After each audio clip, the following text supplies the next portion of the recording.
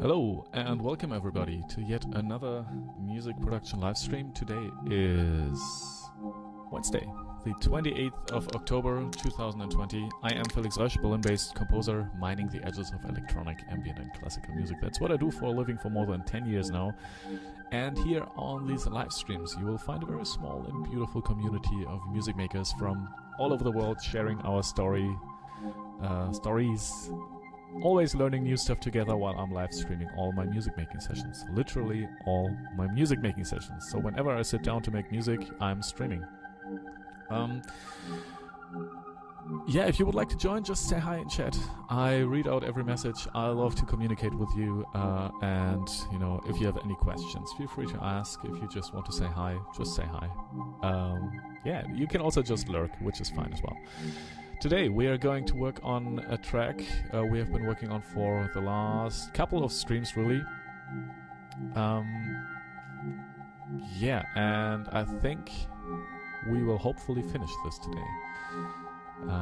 It might take some time, but I think we did some good work on the last streams, especially yesterday. There was like lots of little stuffs being added, lots of stuff being added. Which I think will work pretty well, and we just have to kind of put all the pieces into the right places. Because the pieces are there.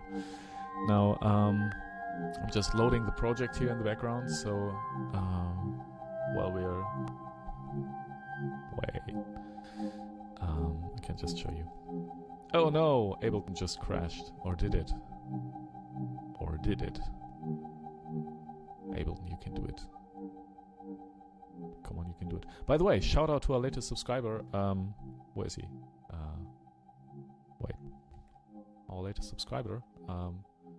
Toby Trillo. So thank you, Toby. I hope you're getting something out of this channel. And yeah. If you're here, if you're watching this, just leave a comment or just say hi. Wait a second. Okay.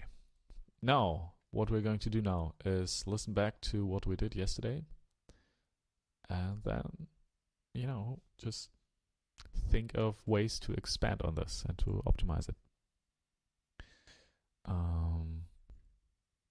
Okay, let's just have a listen.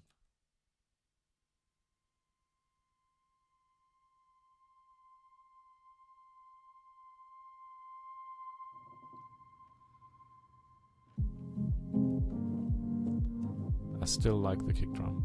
That's a good sign.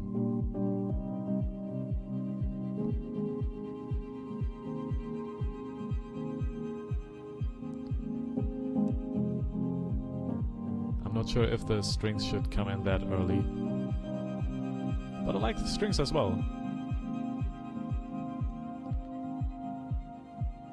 There was some squeaky bit in the violin. I think we have to cut that out.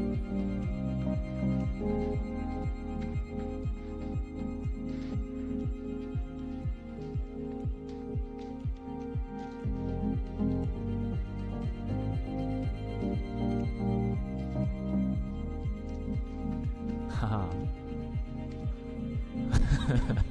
Ruben says, hello yesterday, Felix. How are you today? And yesterday because I wore the same thing yesterday. I mean, it's you know, it's fine with these things. You can wear them a couple of days, and you know, they don't especially if you wear something beneath that, which I'm usually changing every day. It's fine. I'm good, Ruben. Thank you. Thank you for asking. And I'm really looking forward to finishing this piece today. And as you can hear, we did some diggy diggy diggy diggy. We expanded on the string tremolo idea. Not really tremolo, but you know what I mean. So yeah, I feel like we're at a good place. How are you? How are you? What are you doing? Programming away, I guess. And I actually also like the fact that these strings from time to time just fizzle out. There's just some missing, some strings left. Now there's one point here where this high violin. Yeah, there. I'm just switching to that like a fourth above. Kind of gliding into that note, so we just have to get rid of that. That sounds really bad. We'll just do fade in, fade out, and that should be fine.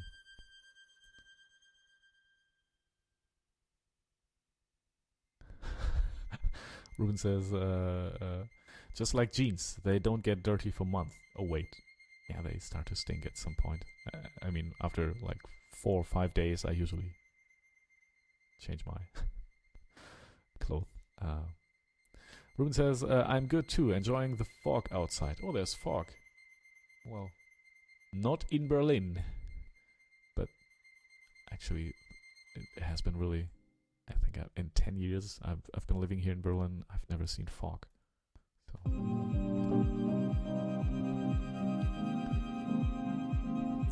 Okay, you know what? Let's just listen to the whole thing from the very beginning, and then think about what we can do to make it better.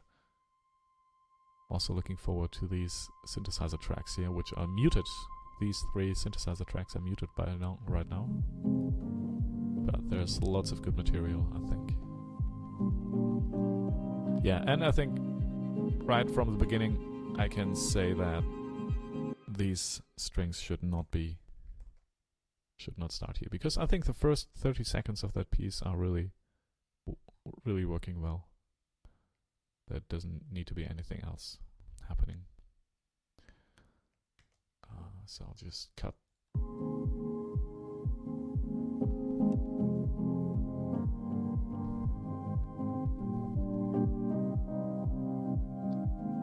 Maybe here.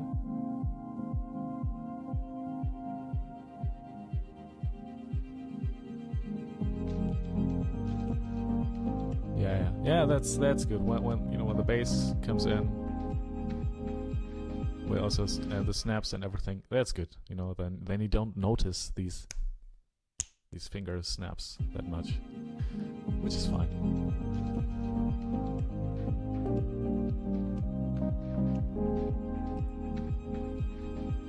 Yeah, I kind of like that, and they can grow bigger and. Now what I would also like is if they are a little bit staggered. So, if you have this here coming in a little bit later, so these waves here are not synchronized that much, so it's not like one big sound is growing and going away again. So it's really more of several tiny bits and pieces, so it's more like almost like a melody evolving, because all of these are just one note except for that last high one.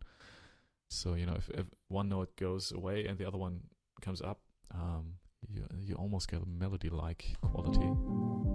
Let's see if this works. Maybe I'm just imagining stuff that doesn't work.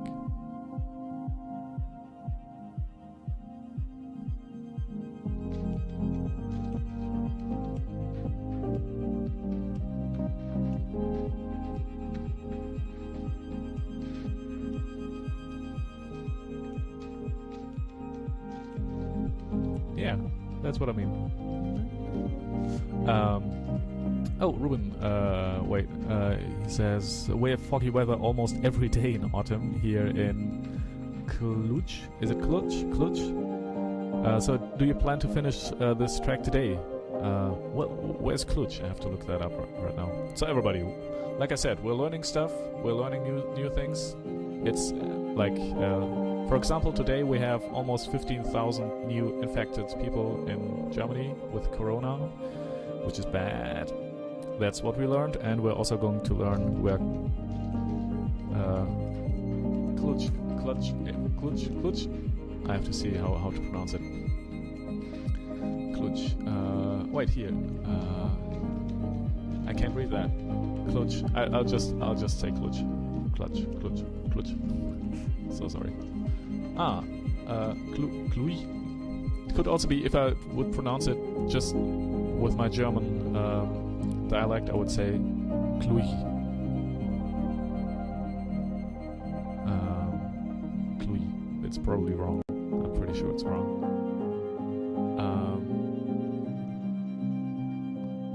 Wait, and there's a German name for it. Oh my god. I guess that's one of the cities that once were part of the German Empire and are now not anymore.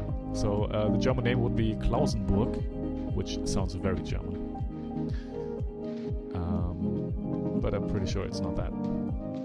Okay, so wait, and now we'll have to look at the map. So we're actually learning something.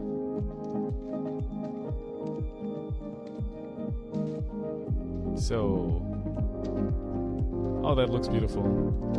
Like surrounded by lots of forests.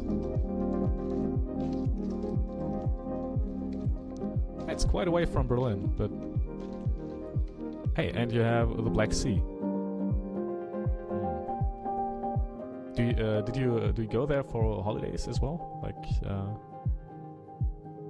I know knew a girl I studied with, and she was a very good, still is a very good violin player. She's from Moldova, and yeah, she always said that they love to go to the sea, but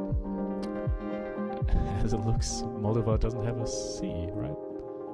No, they don't. Anyway, okay, yeah, today, Ruben, to get back to your point, I want to finish that track today.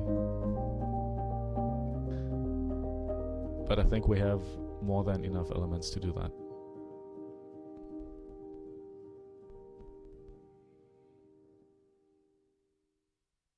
Yeah.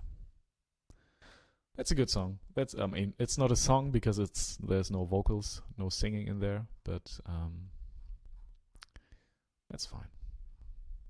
So let's start at the very beginning and see where we want to add stuff. And we basically have two elements right now. We have the synthesizers here. We can listen to these.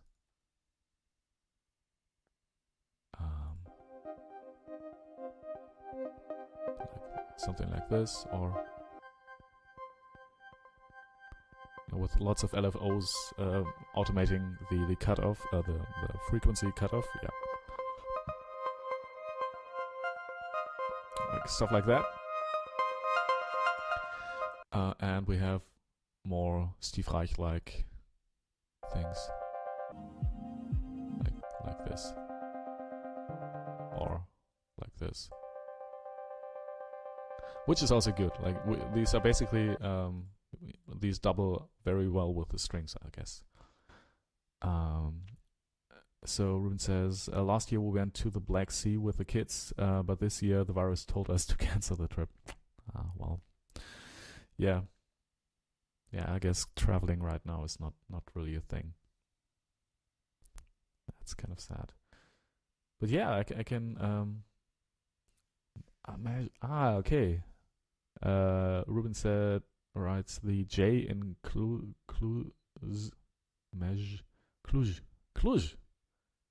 The J in Cluj is pronounced like the S in measure. So Cluj. So it's Cluj. Ha! Perfect. Thank you, Ruben. Yeah, we'll learn stuff here, and it's not only about making music. That's good. Yeah, I would love to go to the sea with my daughter, but It's not happening. Not this year. I mean, it's too cold anyway right now, so.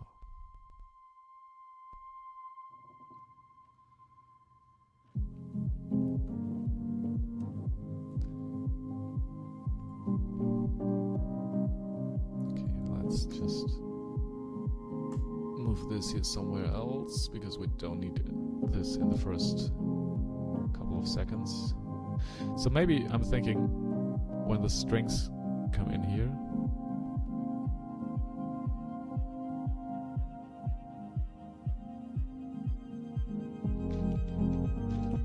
maybe just a little bit later. Now the good thing about this is it's like a modular system. We can just move all the modules around, and it still works because it's. I don't know which notes are played, but I felt like they all should work within the context of this piece. And basically, it's the same chord progression over and over again, so it should work.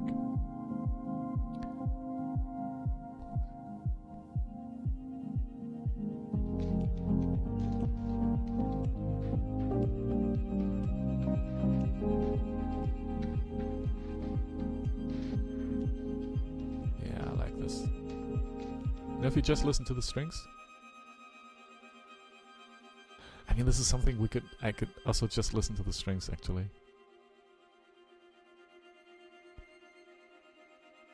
I like this sound so much, and it's so easy to. I mean, you have to get the rhythm right. It's like an ever morphing. It's beautiful. I like this. I like this. You know, maybe this can be the end. Like we just have this. Yeah, we'll do that. I think this needs some kind of more exposed role in this. We can have. Oh yes. Wait a second. Oh, we can just use the. The synthesizer here. This track. Like this. This together with the synthesizers, and that's the outro of the piece, which for my taste, this could go on for a minute. I could listen to this. It's not a problem. Yeah, I just have to use the right. Yeah, I was fiddling around with the.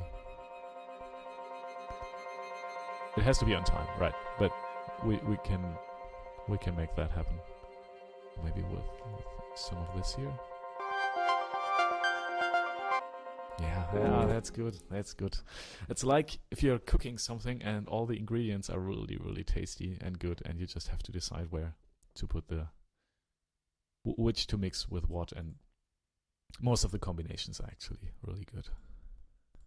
I like that. Yes, we'll definitely finish this. So today, this stream will also be a little bit longer. Today's stream.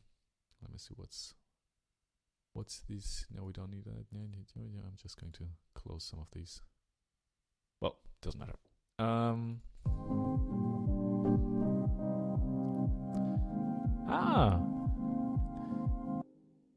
Awesome. I have to. I can't really pronounce your name correctly. I'm pretty sure. I'll try. Xui Quen. I guess it's Xui Quen. Anyway, Xui Quen.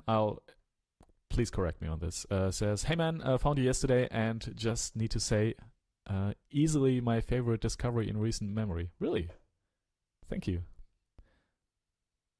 Jiquen. Okay. Jiquen, right. It's pronounced equal to chicken. And I guess the k in chicken, it's a little bit more like a k. Not as sharp like k. It's more k. Jiquen. So beautiful to see you. Hello. How are you? And hey, thank you for that compliment. It's really appreciated. How are you? How did you find this channel, by the way? I guess there's usually there's 2 people watching, and But hey, thank you. It's really the comments like these really help me just keep going with this, because it's sometimes it's really hard, to just stay motivated and stay focused. So thank you.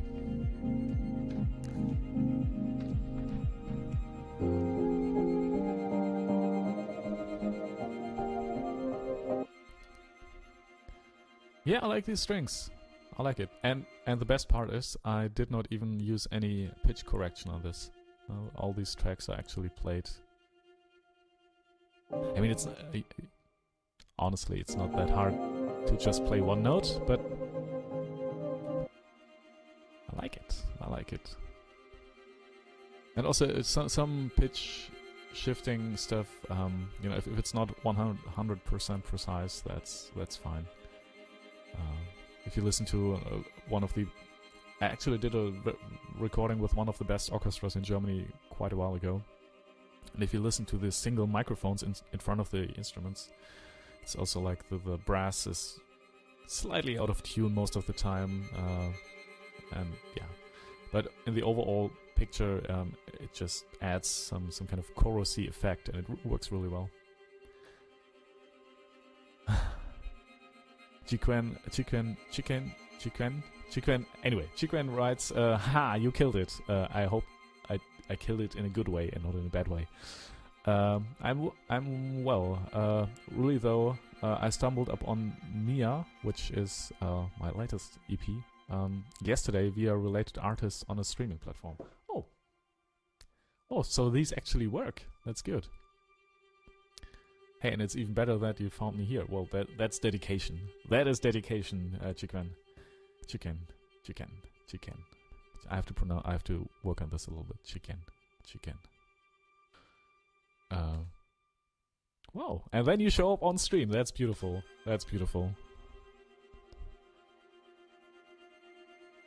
Are you also a musician? Like, because most of the people on the streams are also making music in one way or another. Oh man, I love this sound.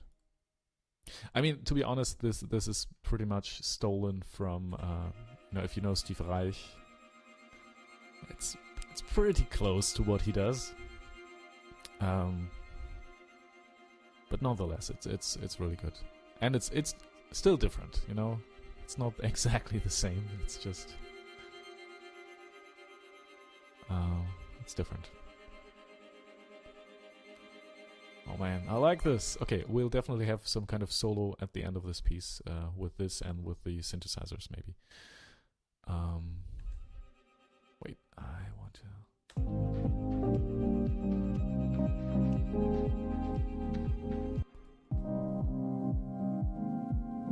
Okay, let's...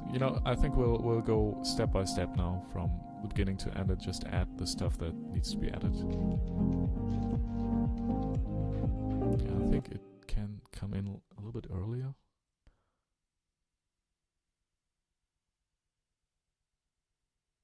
Okay, and I got another order on Fiverr. Oh! Okay, this will be a big order. Like, that's $2,000. That's crazy. Okay. Now at this point, I can actually make a living just off of Fiverr, I think. It's crazy. Okay, but anyway, let's continue doing this here.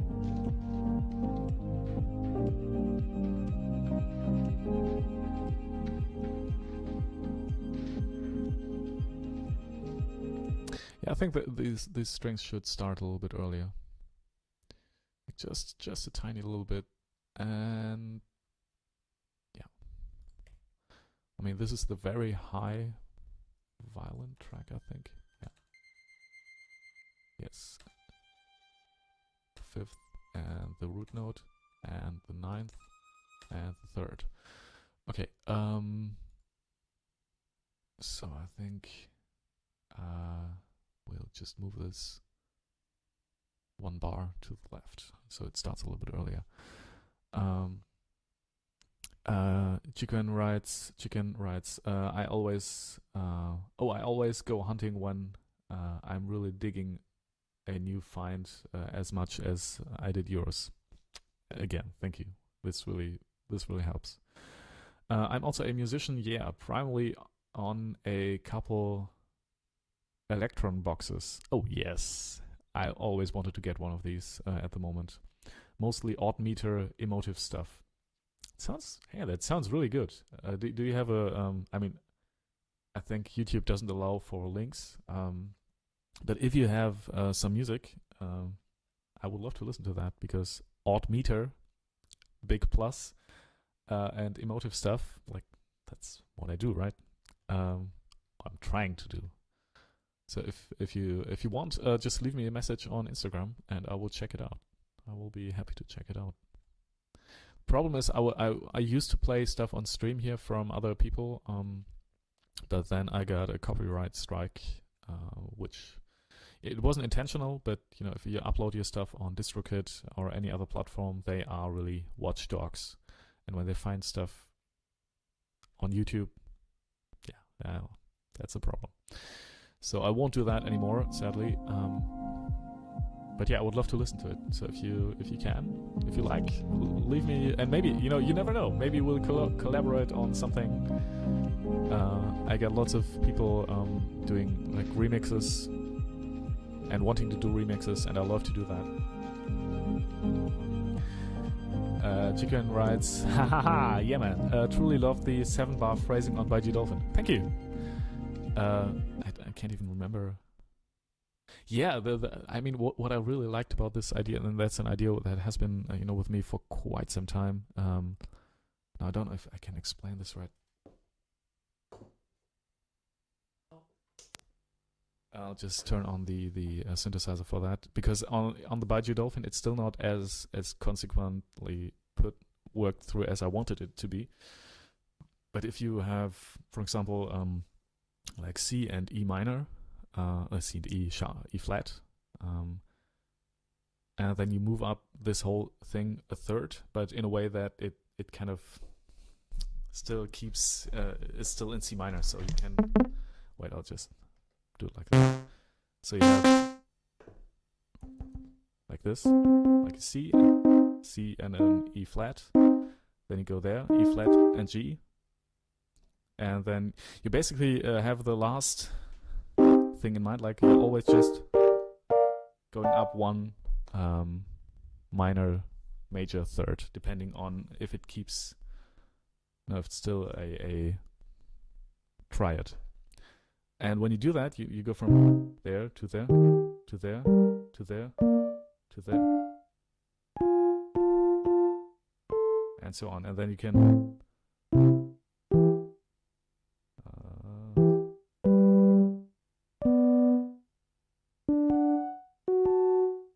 and so on. And after, I think, 12 cycles, doing that 12 times, you actually land back at the original place where you started. And yeah, that was basically the light version of that.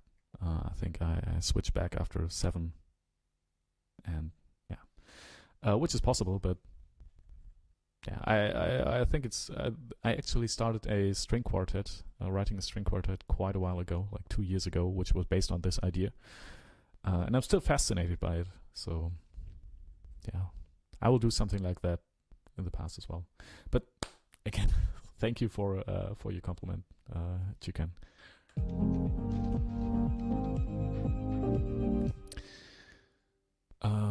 What I really liked about the Baijiu Dolphin track was the pad in the end. The piano with lots of small loops with these scales running up. That's one of the colors I really, really liked.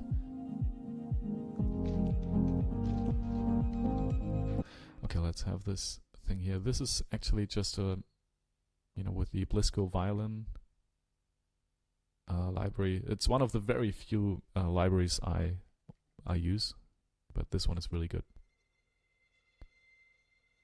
It's just a tiny little note sitting on top of this.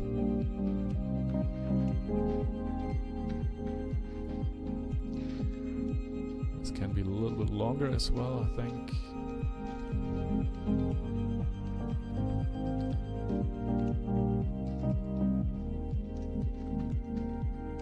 So like this.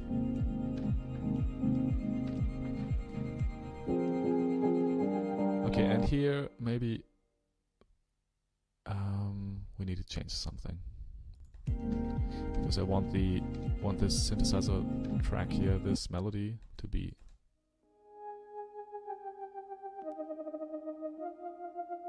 the main feature. So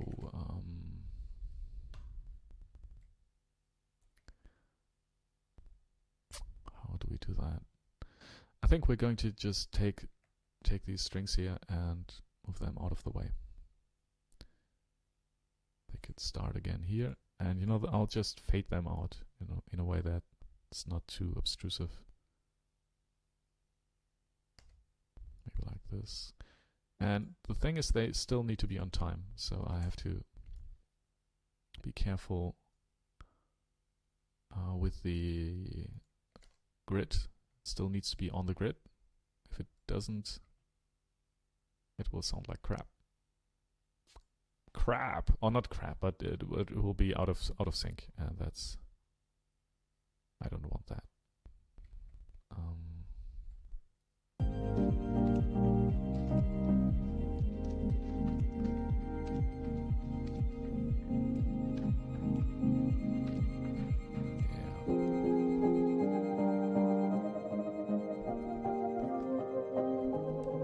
Alright, and at this point here, almost all of these should be gone. Maybe this is still here, that's fine. Like one voice can stay. This will go there as well, and then we'll see if this actually works. This might not sound very good. Let's have some fade outs.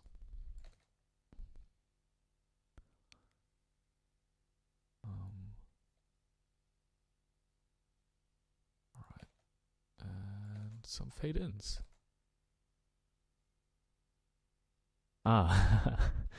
Chicken writes, there's an artist, Goretzky. Yeah, I love Goretzky. That your thoughts on repeated modulations through keys reminded me of. I do love that sort of thing as well. Yeah, Goretzky, or there's also one, like actually a piece from a German composer I've really fell in love with. And that's really rare because it's a contemporary German composer. And he also just has this one piece that's kind of... wait, let me see if I can find the score for that. It's actually just one piece that I really like. And it's probably for that composer, it's more like a meh, because he doesn't have anything else that's remotely similar. Oh wait, let me see if I can find that. That might be... what's his name? I can't even remember his name. Was it? No, it's not Anders Hillborg. Andrew Norman. Hillborg is awesome, by the way. Is also a great composer. I love that. Christopher Young, Thomas Newman. No, Tchaikovsky. No, it's not Tchaikovsky. What was that?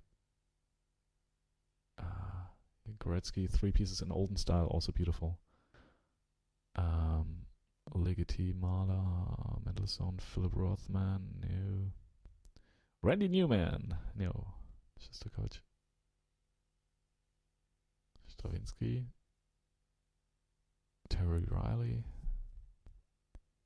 I'm still looking for that score.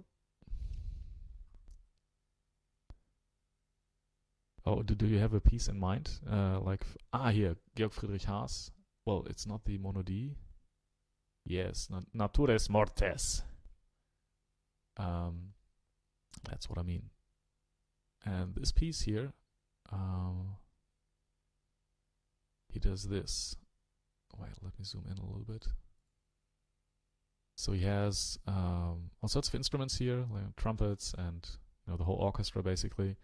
And they are just playing just what I did here with these strings. It's, I mean, it's staccato, and it's I hope you can see this better. It's very high here for the clarinet as well.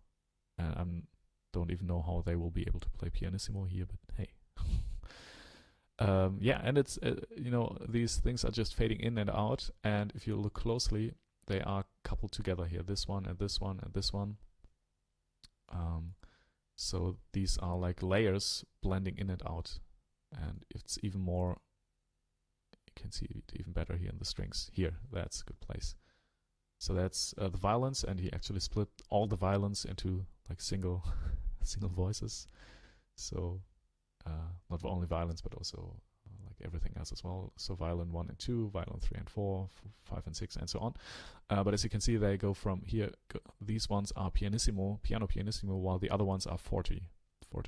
So they really blend, switch, like you're blending two layers, and they also play different notes.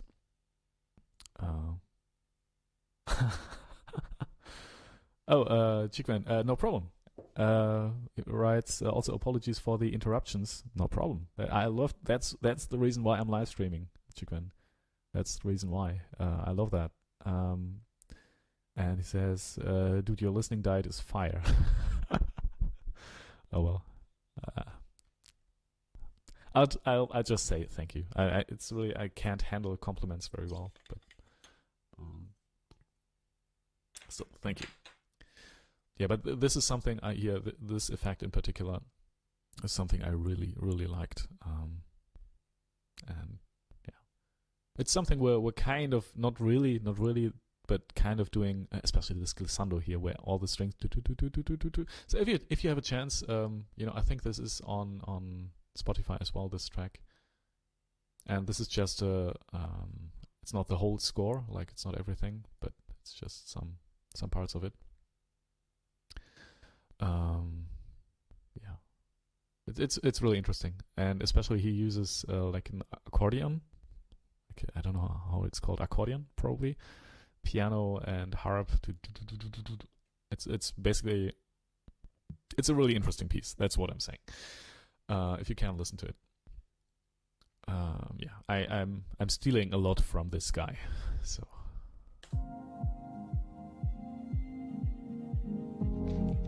Yeah, but it's more. It sounds more like a horror soundtrack because it's like academic music. Yeah, never was a really big fan of that, but some techniques are actually interesting and worth stealing.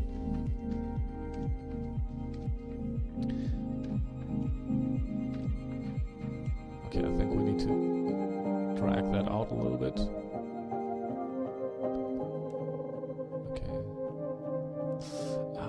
That's a little bit too. Maybe just the high notes are like just these two. Nah. Now that's what I love about this approach here. Now we can just fade in these notes and fade them out, and once we have just recorded them once, and we can just play around with them. It's lots of fun. Chicken writes, the crossfading between textures is something I've always enjoyed from Steve Reich as well. Yeah.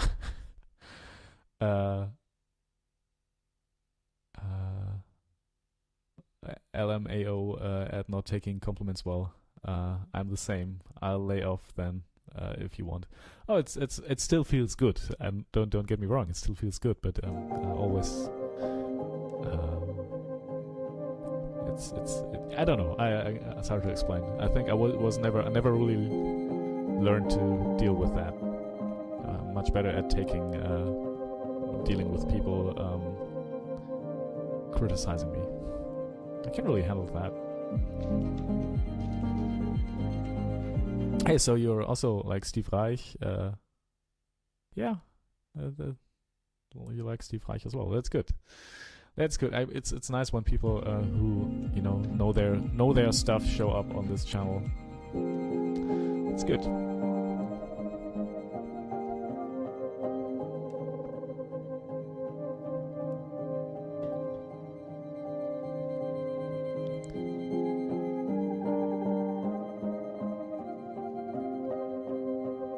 Yeah, I think also the track by Georg Friedrich Haas here is basically, I think it was written in the 90s, so way after Steve Reich and all the minimal music people started emerging. So I think it's Georg Friedrich Haas' take on Steve Reich, and also taking into account that he never did anything similar after that. I think, yeah, but he takes it in a different direction, which is interesting though. So.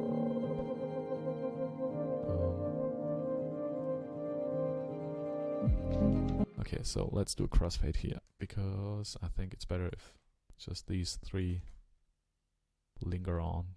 So it's the root note, the fifth, and the root note again. So yeah, that's kind of a power chord.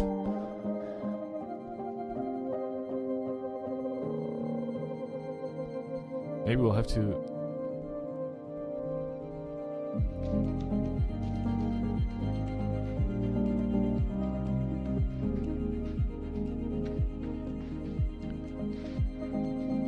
and I think here this synthesizer track is not too bad at all.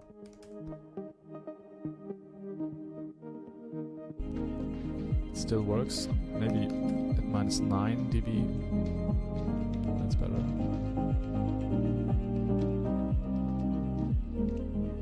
Oh, and here's something in the cello, which is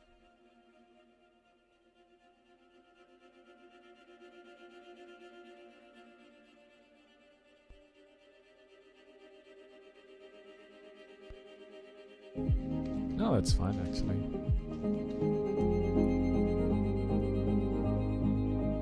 Well, now the big problem I think of this track right now is that there is nothing that has really lots of melodic qualities, except for this little synth thing here, and even that is not like. Let's make it a little bit louder. So that's just this tiny, like a motive.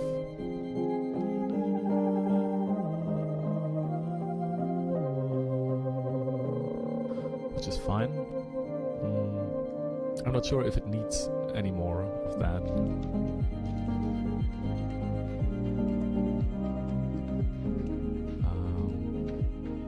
Chikwen says another thing I just wanted to say is that there is an element on Hummingbird. Yeah. That rather resembles a crystal glass. Oh! Okay, wait. I think I can listen to my own tracks on stream. That should be allowed. Yeah, you know, when okay, there's an element on Hummingbird that rather resembles a crystal glass. I believe it's one of the more crafty implementations of the Rev 2 that I've heard. Thank you! Thank you. Yeah, yeah, I don't know how to handle this. Thank you, but thank you. It's I really appreciate that. I'm not crying. I'm not crying. Rune says they're truthful compliments, more like appreciations, and you deserve them completely. You people. Thank you. Yeah, I think that was one of the this modulating the LFO on that Rev 2 is kind of something I want to use more. Because I like that sound, especially here this how it fades. Yeah, it's a good track, and honestly, I only hit record while improvising, and thought, well, do I record this? It was like 55% said yes, and 45% said no, that's fine. And right now, I'm really happy that I recorded this improvisation, because it's kind of good. And it was also used in a big, not that big, but a big like a commercial, and I made quite a lot of money with this track actually. So you never know. That's if there's one thing to take away from this, it's you never know. Just record everything and listen back to it later. You never know. Okay. Chicken writes, that element is such a good example of what I aspire toward. You know, to be honest, I'm also really fond of this track, and it's because the harmonic progression is kind of interesting.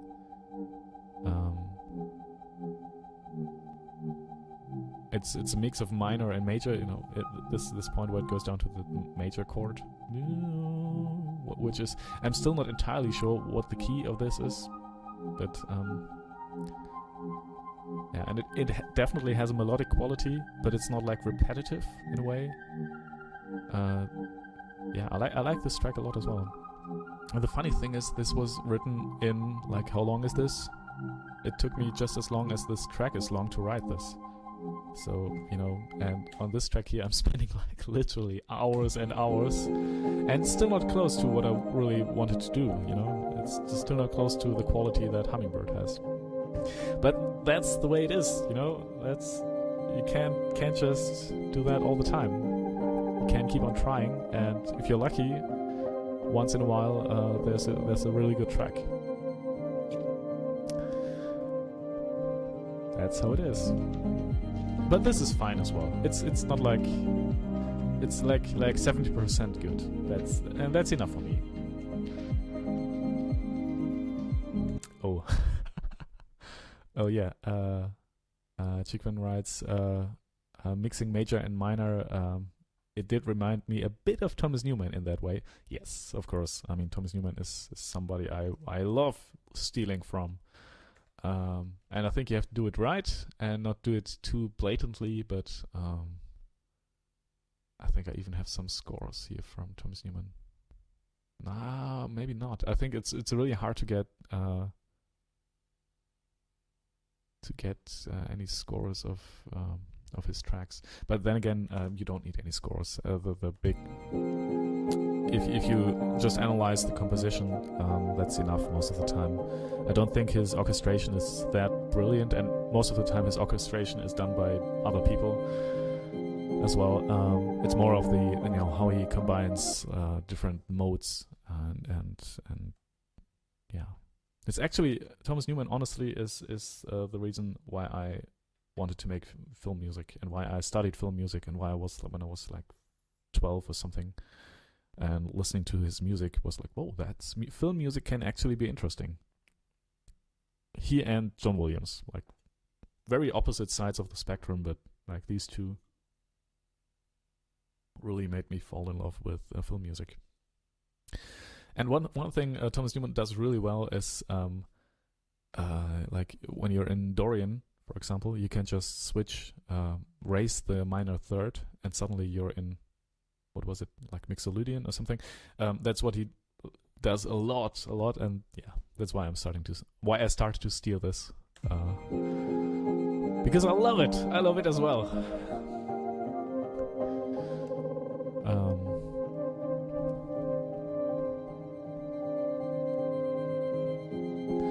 And maybe this needs to be one octave higher. I don't know, but definitely the strings need to be a little bit quieter here.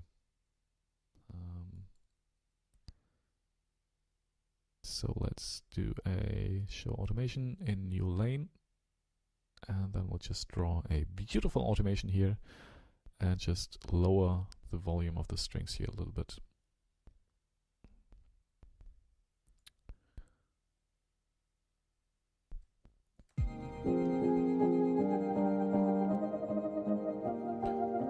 Oh wait, was it? I'm thinking about this Thomas Newman trick. I'm not calling. Don't think calling it a trick does it any service. But when you're in Dorian, like,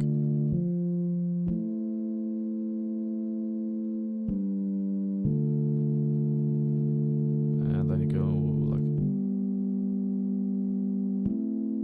and then you suddenly change the minor third from F to F major. Doesn't really work.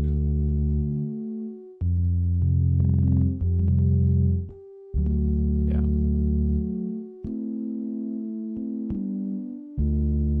Well, anyway, when I try to analyze, and I actually spent quite a lot of time in my studies trying to analyze why his music sounded so good, and what kind of sound it was that made it so Thomas Newman, like, because there is a distinctive Thomas Newman sound.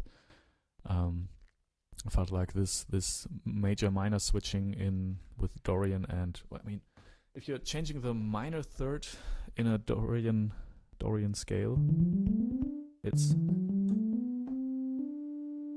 actually Mixolydian. Yeah.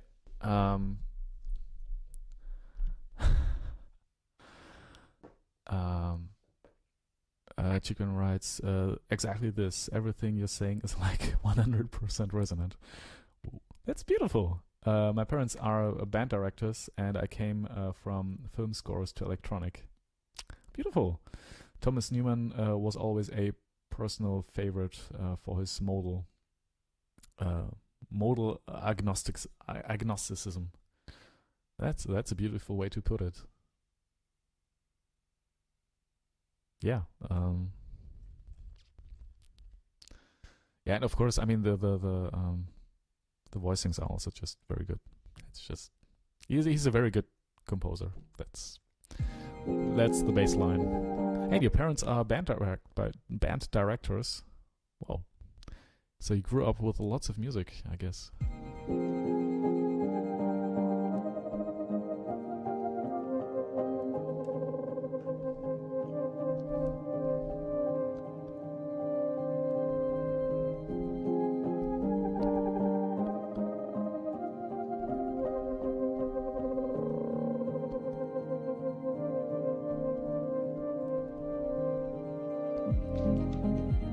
Yeah, I mean, and no, I feel like this track is so simple. So I don't know. Yeah, but you know what? I'll finish it anyway. I think right now it's weird when you're talking about Steve Reich and Goretzky and all these people. And then you look at what I'm actually doing right now, which is far simpler. Feels kind of, I don't know, obsolete, but well, I still like it. Let's put it that way, and that's enough. It's like, it's probably not the best thing in the world, but it's the best thing I can do right now. And that's enough. That's good. Chicken writes, simple but lovely. Yeah, well, it's cute. It's a cute little track, I think. It's okay. And it definitely has its qualities. If it hadn't, I wouldn't be working on it, I think. So I think this is still fine. Let's see up to which point we can have this running like that. It's kind of repetitive, right? I mean, it's the same 5 chords, or what is it? 1, 2, 3, 4, 5, 6. 1, 2, 3, 4, 5, 6. No, 5, 6. 6 chords. It's the same 6 chords over and over again. Okay, and we need some more. That's, I think, one of the observations we made on the last stream as well, that this track, because it's basically the same over and over again, we need to add some more dynamics and more contrast between the different parts to make this bearable. I love this sound here. This one here. That's very good. We should feature that, I think.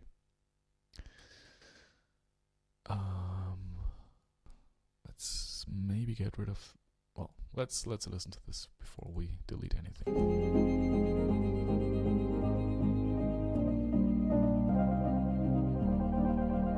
Yeah, but it's not really on time, is it?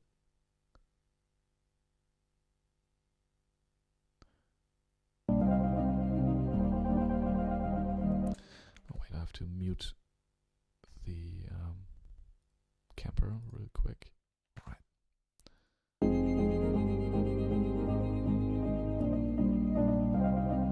Hey, and it's not. This is not on the downbeat. It's like, you know, I'm what I'm just thinking about right now, Chicken, is my daughter also grows up, like she's 1.5 years old right now, and I mean, this is my home studio here with lots of instruments, and I'm thinking this will be a very musical childhood. You know, there's lots of music all the time, and we're playing piano and singing and playing guitar and playing synthesizers and harmonium and all that stuff. And we have a little small organ here as well, which she likes to play right now. And I'm really interested to know how it feels from her perspective to grow up with so many. I mean, she even has a very small studio behind the piano with a drum machine and a harp, like a baby harp and a baby piano, and yeah, it's really interesting to think about that, and it must have been kind of the same for you, I think.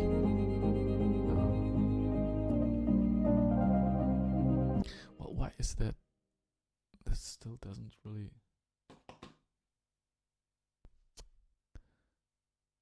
Wait. Or was this? Okay, I guess. Okay, I know why I did that. Now as all these piano, this rhythm in the piano is basically dotted eighth notes all the time. And I think right now here on the downbeat, there is still this syncopation of 1/8, so 1/3 of that dotted eighth note. I'm not sure if it's eighth or quarter note.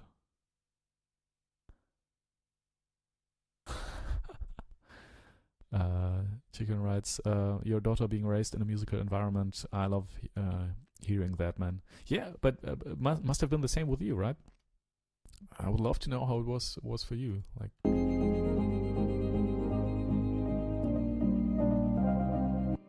okay, now what? I have to turn on the click. Yeah. Okay, so it's right on the last of the three. 1,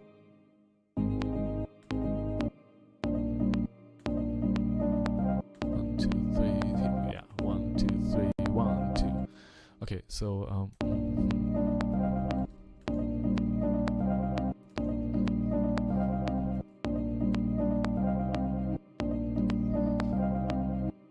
now it takes four. It takes 4 of these to be on the downbeat again, and this is the third one, which is 1/16 off. So if I want to be on the downbeat, no, so it's not on the downbeat. It's 1/16 away. That 1/8.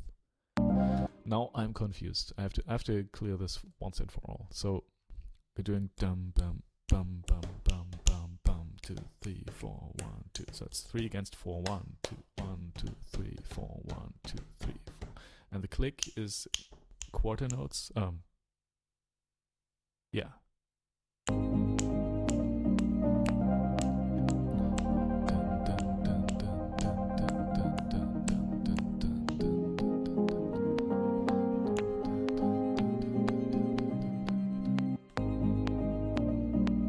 Yeah, so it's a dotted eighth, right? Dotted eighth note.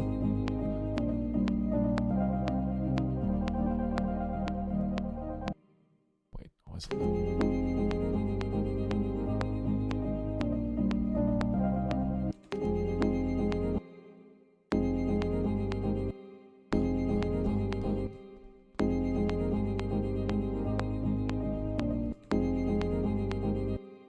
This is not so hard.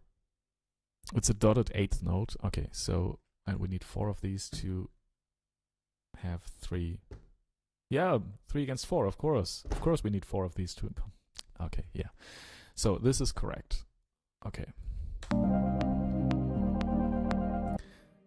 Yeah, exactly. Chicken writes, haha, yeah, 4 dotted eighth over 3/4. Exactly. I mean, I said 4 against 3 in the first place. But, you know, sometimes I have these brain farts, and if I don't write that down in like sheet music, it's like sometimes get lost. I wasn't sure if it was dotted quarter notes or dotted eighth notes, but so this needs to be 1/16. Yeah, it should be 1/16, right? Because I want it to be on the downbeat. Oh no, not the downbeat, but on. How do I activate the raster? Okay. So no, it's in. Oh no, it's in triplets. I don't want triplets. 1/16. Yeah, there it should be. And if I play it on time, these should now align with the piano, like the synthesizer. Yeah, almost. I think I wasn't that precise here. Where's the piano? Which is fine. I mean, I don't have to be playing like a computer. That's... yeah, that's good. Okay, so it was in the right place in the first place.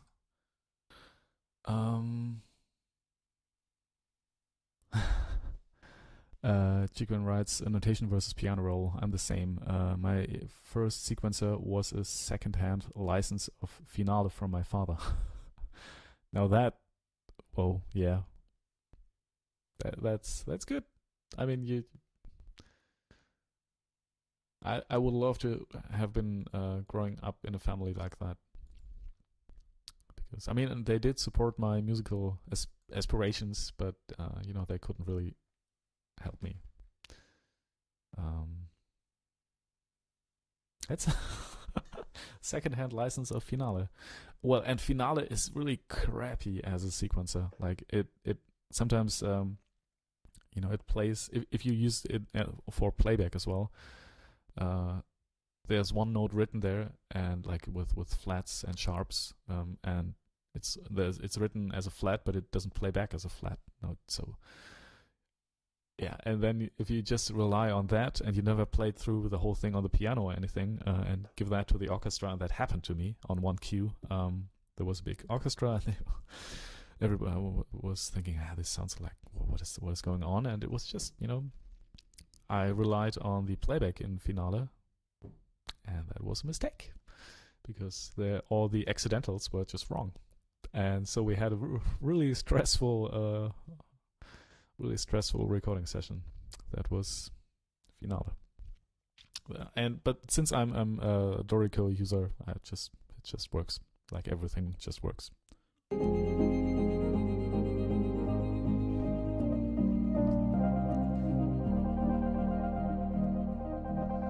Yeah, and then this sound here can just fade out a little bit, because I mean it's nice and all, but it had its time, and that is over. A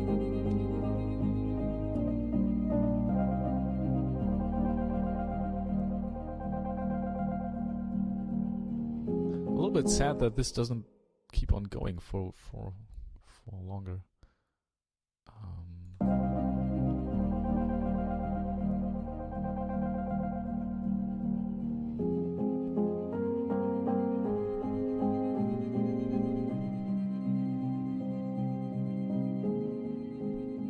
Yeah, we need to do something here.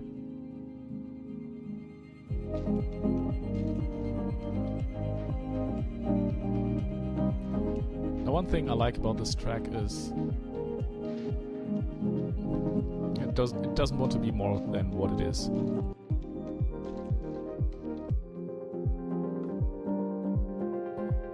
And maybe we need to feature this part here a little bit earlier as well.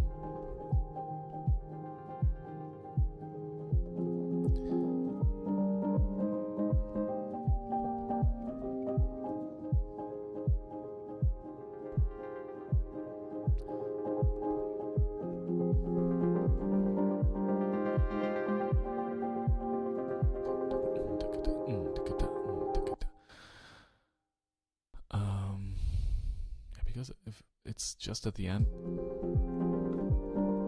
you know, it really plays with this rhythmic illusion that the dotted eighth notes are. Oh wait, maybe they are the new. It's like a metric modulation we're doing here, and I think we should do that earlier as well, because that kind of breaks the feeling that this is just the same thing over and over again. Awesome. Chicken, right, went ahead and followed on Instagram. Also sent a DM as per your suggestion. That sounds really good. Actually, from what I'm hearing right now, we should definitely do something together. Like,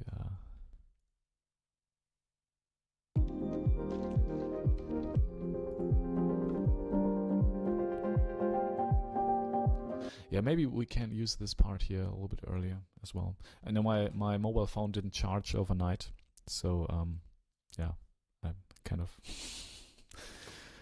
can't reply right now, but I will. And my girlfriend is also working from home, so she has my charger because we only have one charger and she needs it to work. So yeah, no mobile phone for me right now, which is fine. I can live without that for now. Okay, I think like structurally I want to have this thing here also somewhere here. I mean, it's still kind of the same thing, but rhythmically it's a little bit more interesting if we have this small rhythmic modulation somewhere. What's this? Metric modulation?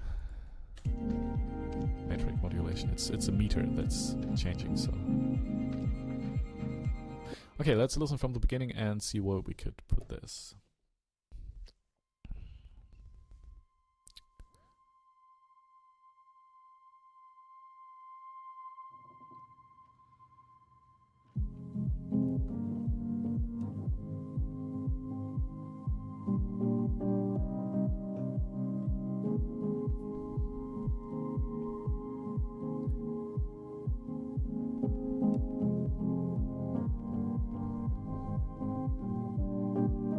I think the beginning is fine. You know, it's simple, tiny 4 on the floor kick drum with these 4 against 3, 3 against 4 piano thing. Now the strings are coming in. That's good. I think we don't need any melody here or any motive. I think that would kind of destroy the whole thing. It's just more of a contemplative.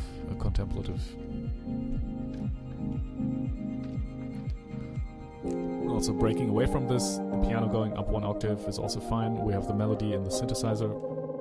That's good. So I think this whole track until 1.5 minutes is kind of done.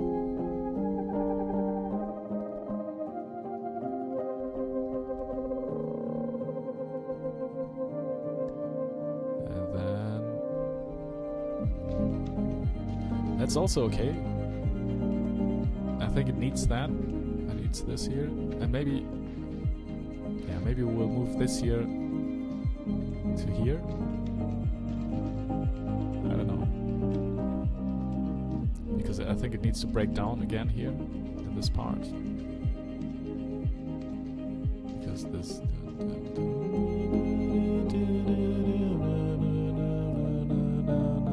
That's the closest thing to a melodic quality in the piano we have, and that's why I want to keep that. Maybe.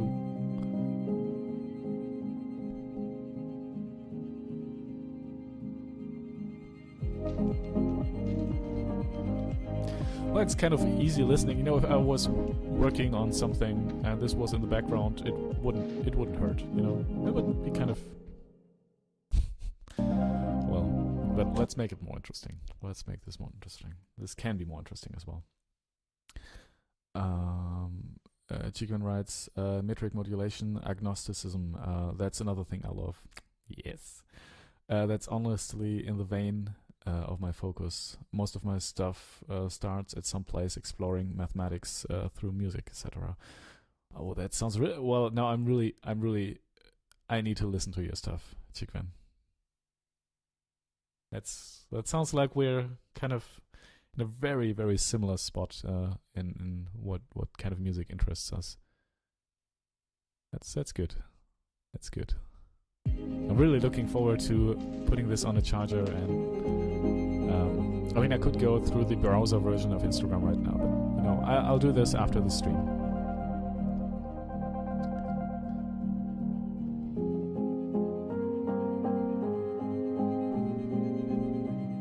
Yeah, especially when I mean, 3 against 4, 2 against 3 is also interesting. There was actually when I was in, I spent some time traveling through India when I was like, doesn't matter, quite some time ago, and there was this 2 against 3 rhythm where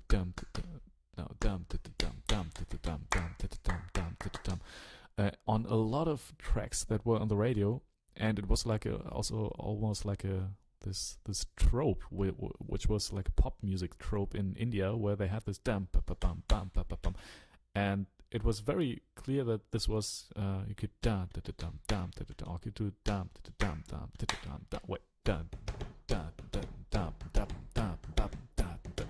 So you could go either way, and the meter was really fluid. You could either interpret it as the one or the other, and this were pop songs. They were on the radio, and children could play this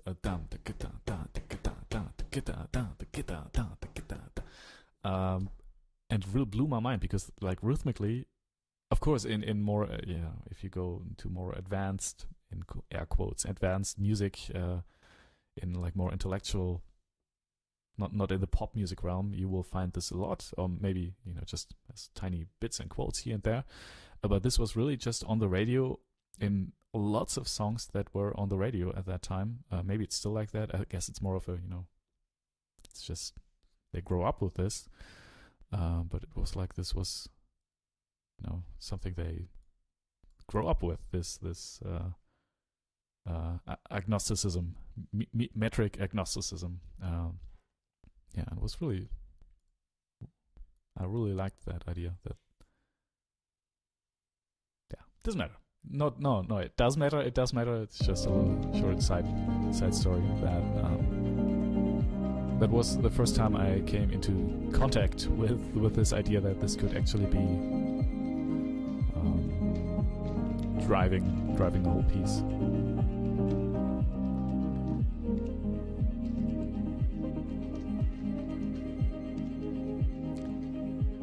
Chicken writes, being in the same place, I couldn't agree more. Honestly, listening to Mia felt pretty revelatory in a way. Whoa. Hopping on Instagram, no rush whatsoever. Yeah. I mean, today's my work day. That means I have like maybe 8 hours.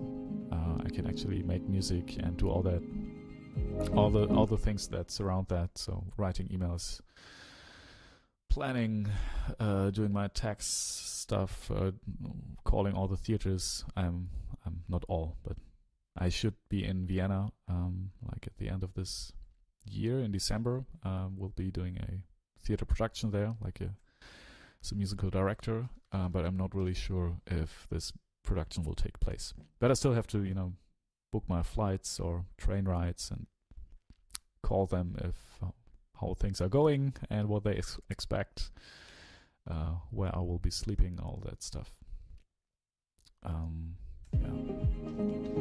But that's what I will also do today. No worries, I won't be streaming that because that's boring. You don't want to watch me write emails or do calls. But that's also a big part of this job. It's just like 50%, I would say, is just calling people, writing emails, doing your taxes, and all that stuff. I like the fact that this track goes down here, like goes. At this point, I would think, okay, it could also be over here. Could even be longer, and I didn't play it longer anyway. Chicken writes, dude, that sounds awesome, man.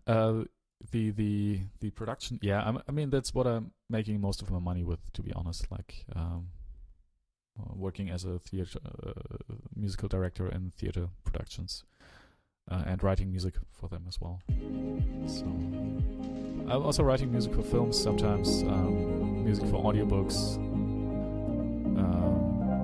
Yeah, and recently I've started doing these jobs on Fiverr, which are really paying well by now, which I did not expect, to be honest. But it's a good addition, you know, if you have many income streams, even if one breaks away, like Corona style right now, you still have something to live off of.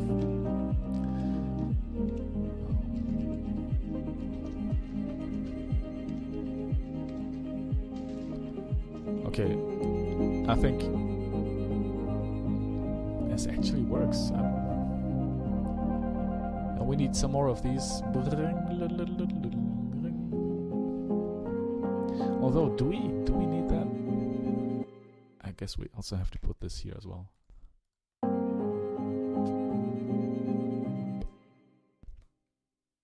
Okay, let's make the grid a little bit smaller.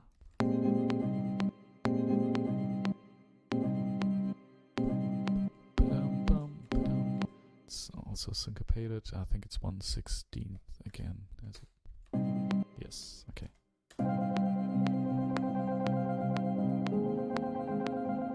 But I feel like this is it's not really on time.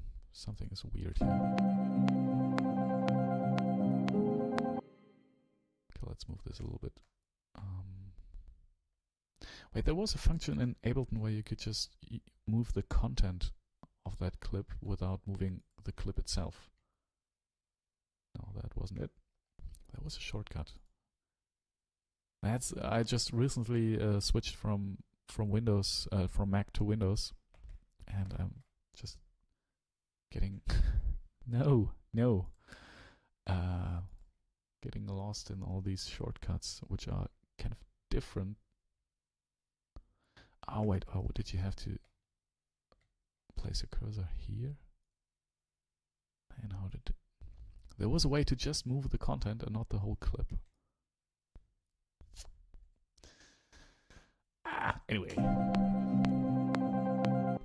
Yeah, this should be on a downbeat, on a felt downbeat, which is not really like the Ableton click downbeat, but although maybe it's fine. I think I'll just leave it like that, and if I still don't like it in 2 days, I'll change it.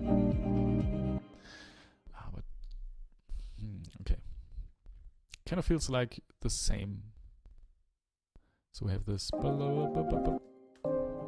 we have this breakdown, then we have a big part again, then we have a breakdown, then we have this bigger part again, then we have a breakdown, and I don't know if this doesn't really work. I mean, it kind of works, but it's too boring for my taste. Anyway, I need to go to the toilet. See you soon.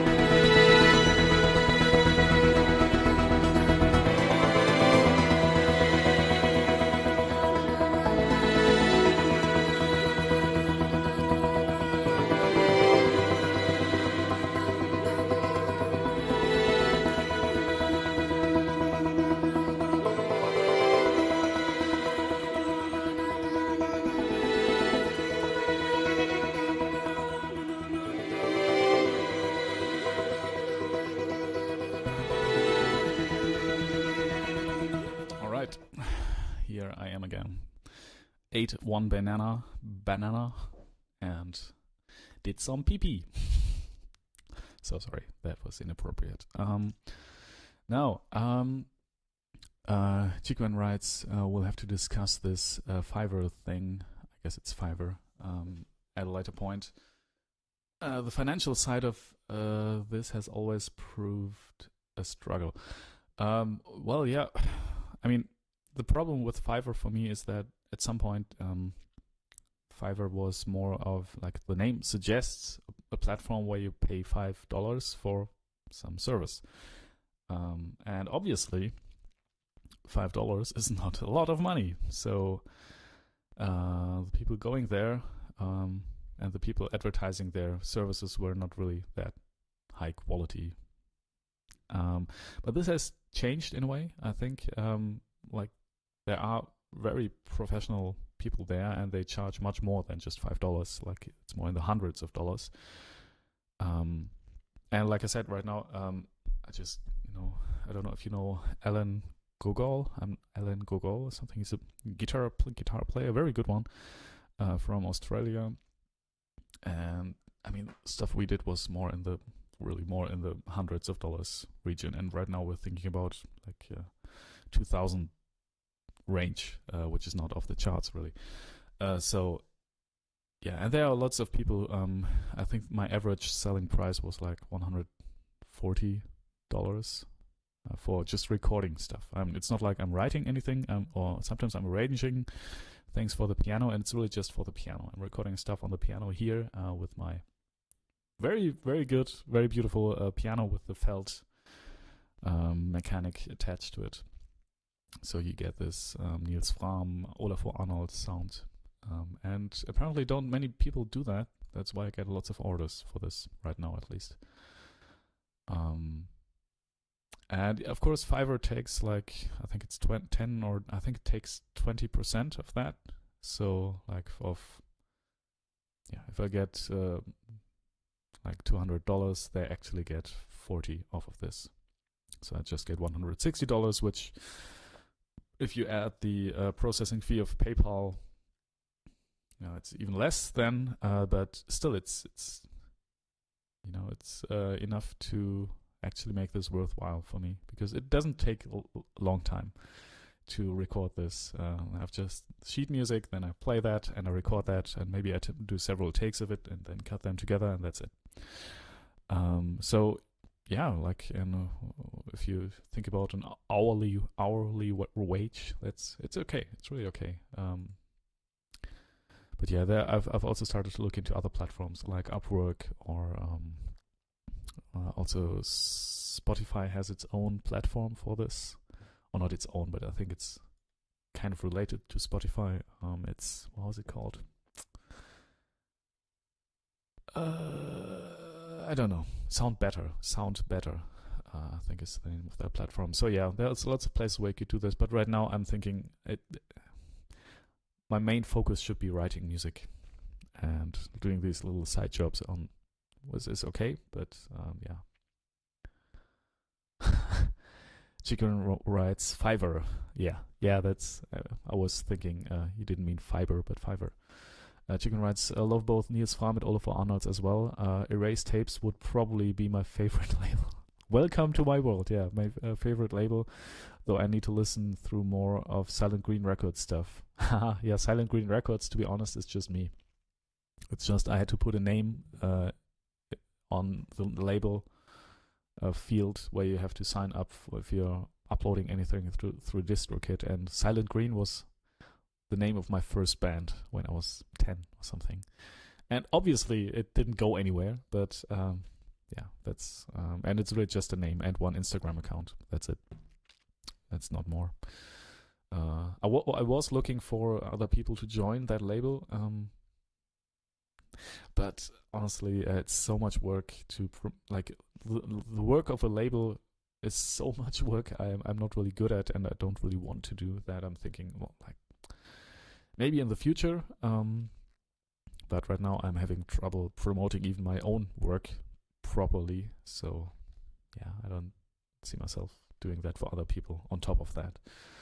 So Anyway, we were doing some music stuff. Yeah, Jigwin writes, continue. Okay, I think this first drop-ish thing, if we want to think about drops and breakdowns, still works, I think. But, does it? Wait, it's not the first, right?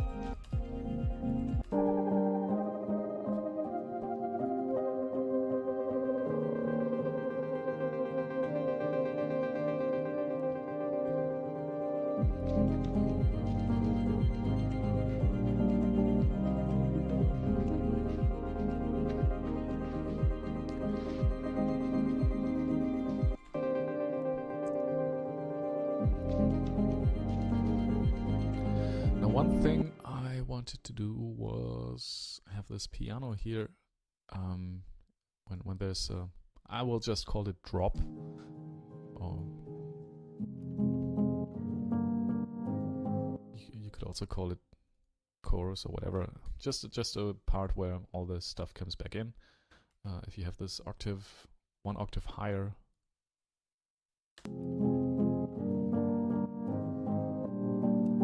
Although I'm not playing the same thing.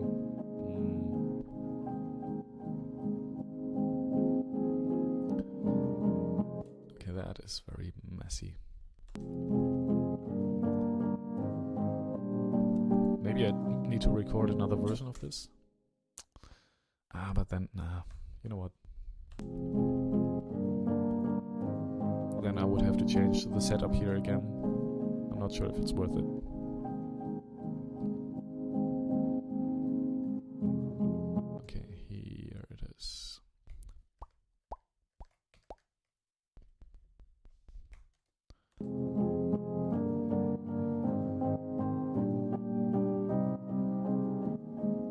Well, if it's, you know, just a little different at the end, that's okay for me, actually. Chicken writes, the reason for saying continue was that you'd been talking about Fiverr. And my mentioning of erased tapes was just an aside. Yeah. Yeah, but it's also, I also really looked at how erased tapes are signing new people, and yeah, they are not signing. If they find something, they will contact you. So it's yeah, most of my income comes from mastering, engineering, and photography. Oh, interesting. Photography and mastering, engineering. It's actually interesting. How did you get into both? Like, photography is actually something I'm also really interested in. That's why I spent, I think, 6,000 euros on camera equipment alone in the last couple of years. So, you know, once you can spend a lot of money on this, and I just noticed afterwards, like, oh, okay, I spent 200 there and 400 there, and then another lens there, and okay, and then it adds up. And after, yeah, it was really shocking to see. But it was also planning on doing some photography work, like for weddings. But yeah, Corona, and it all went down the drain.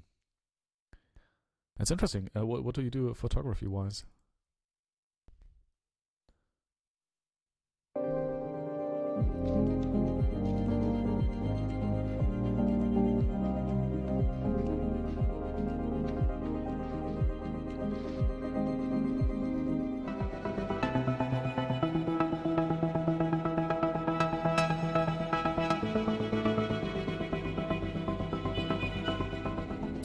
Oh man, I'm just pressing the wrong buttons. Sorry, that's my new keyboard. I have to get used to this. It is very handy to use because I can just switch between the scenes very easily. But I'm sometimes thinking the shift key is where the key for that pause key is, which it isn't. But so sorry, let's just continue. Let's pretend this never happened.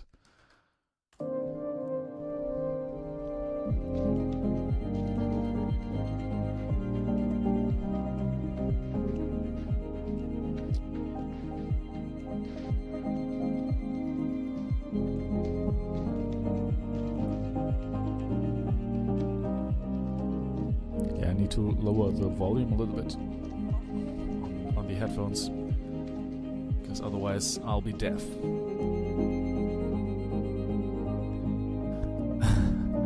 Chicken writes, your recent spending on photo gear. I love this. Yeah, I went to school for audio production. Oh, interesting. Me too. So that's how I got into mastering. Okay. That's interesting. So you went to a did you also do some internship at mastering studios as well? Because that's what I wanted to do, but they didn't take me. I actually went to a mastering studio at the place where I studied to do an internship there, but yeah, they never replied. I was kind of sad at that time.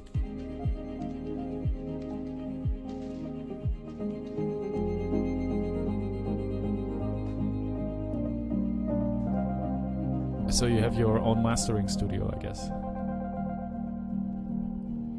Oh, I like this part here. You know, I think after hearing so much stuff playing together at the same time... Oh, you have a mastering studio. Hey, maybe how much do you charge for a master? I'm thinking about...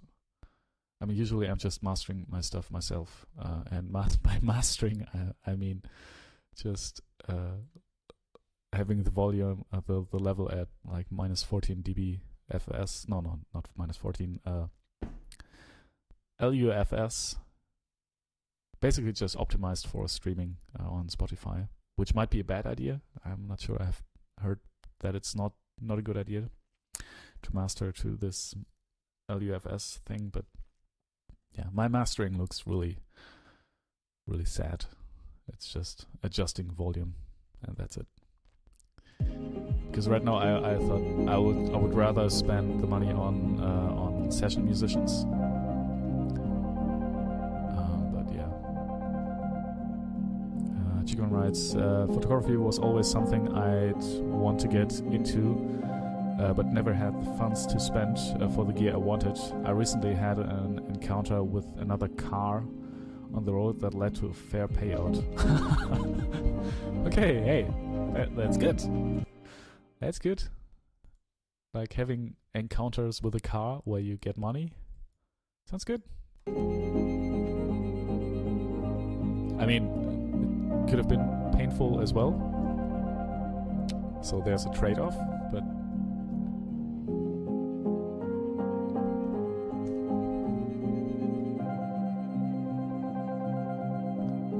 I'm thinking that maybe the strings need to be a lot quieter here, or even gone. Yeah, let's make them really disappear.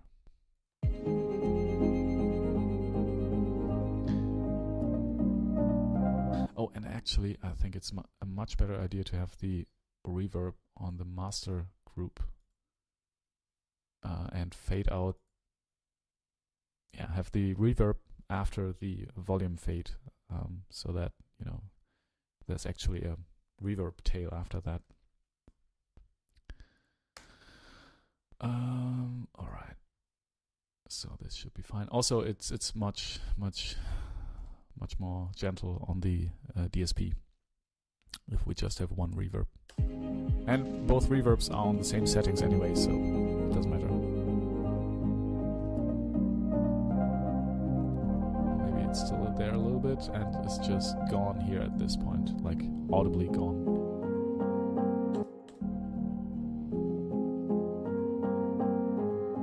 Yeah, maybe like this.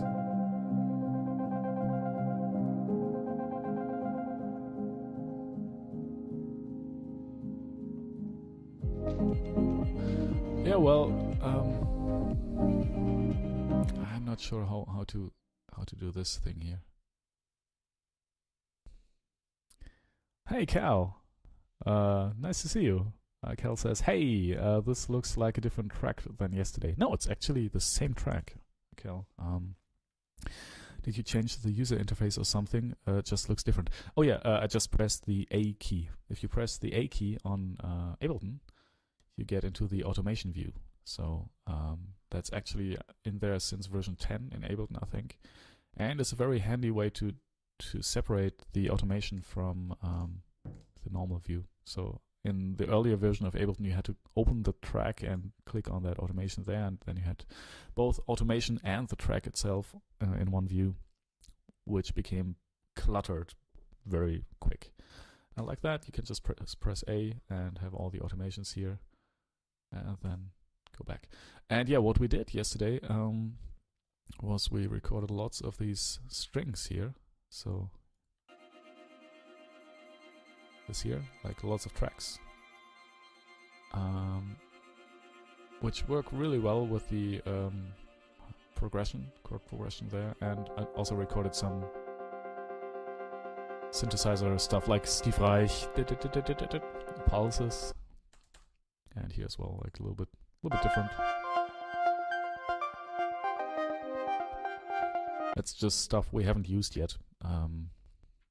Yeah.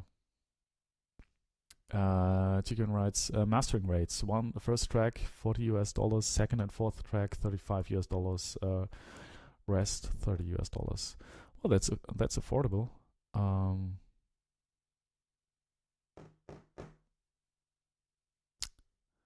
Kel says that's pretty cheap. Yeah. Well, Chicken, maybe. No, obviously I have to check. It's also, you know, sometimes it's really, for me, it's a trade-off. If I'm thinking, okay, I have 5 tracks, that would be yeah, let's say roughly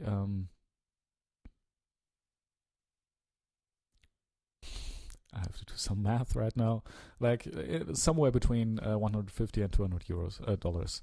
So let's say it's, yeah. And then I'm thinking, yeah, I mean, I've done the mastering for all tracks I did until today myself. And I know it can be better, but it kind of, I don't know. Then I'm thinking maybe I spend $200 on you know, session musicians I'm recruiting via Fiverr to make my tracks much well. So it's really tough to figure out where I want to spend the money I'm spending. But it's definitely an option.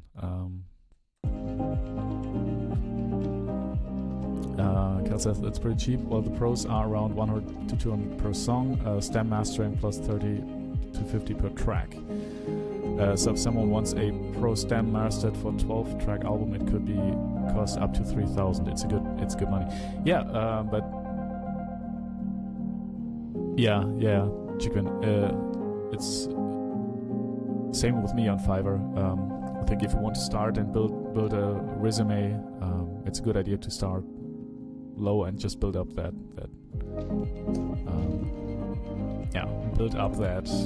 portfolio. But yeah, you know, 3,000 on mastering is out of the question for me. I haven't spent you know, that's a lot of money. I'm a pretty poor person actually, so before I spend, I mean, okay, having said I'm a pretty poor person, and then spending 6,000 euros on photo equipment, there's kind of a discrepancy, you might have noticed. But yeah, I'm still thinking if I was to spend that amount of money on something,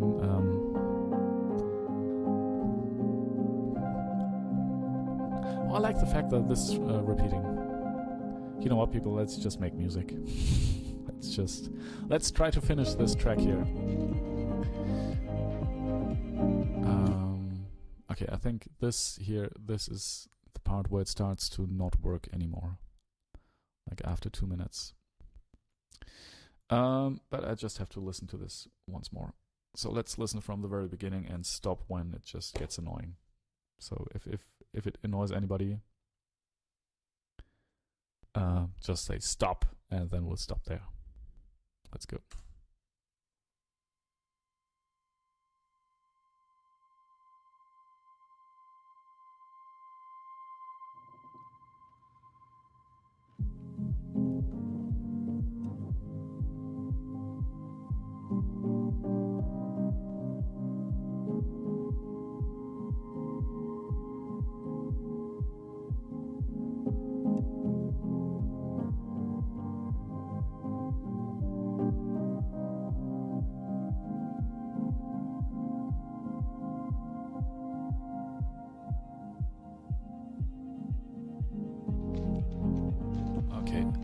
I'll stop right here because the strings came in a little bit too early. It sounded like a mistake. So I think I'll just fade them in a little bit later. I think it was in the cello. But then again, this can't be.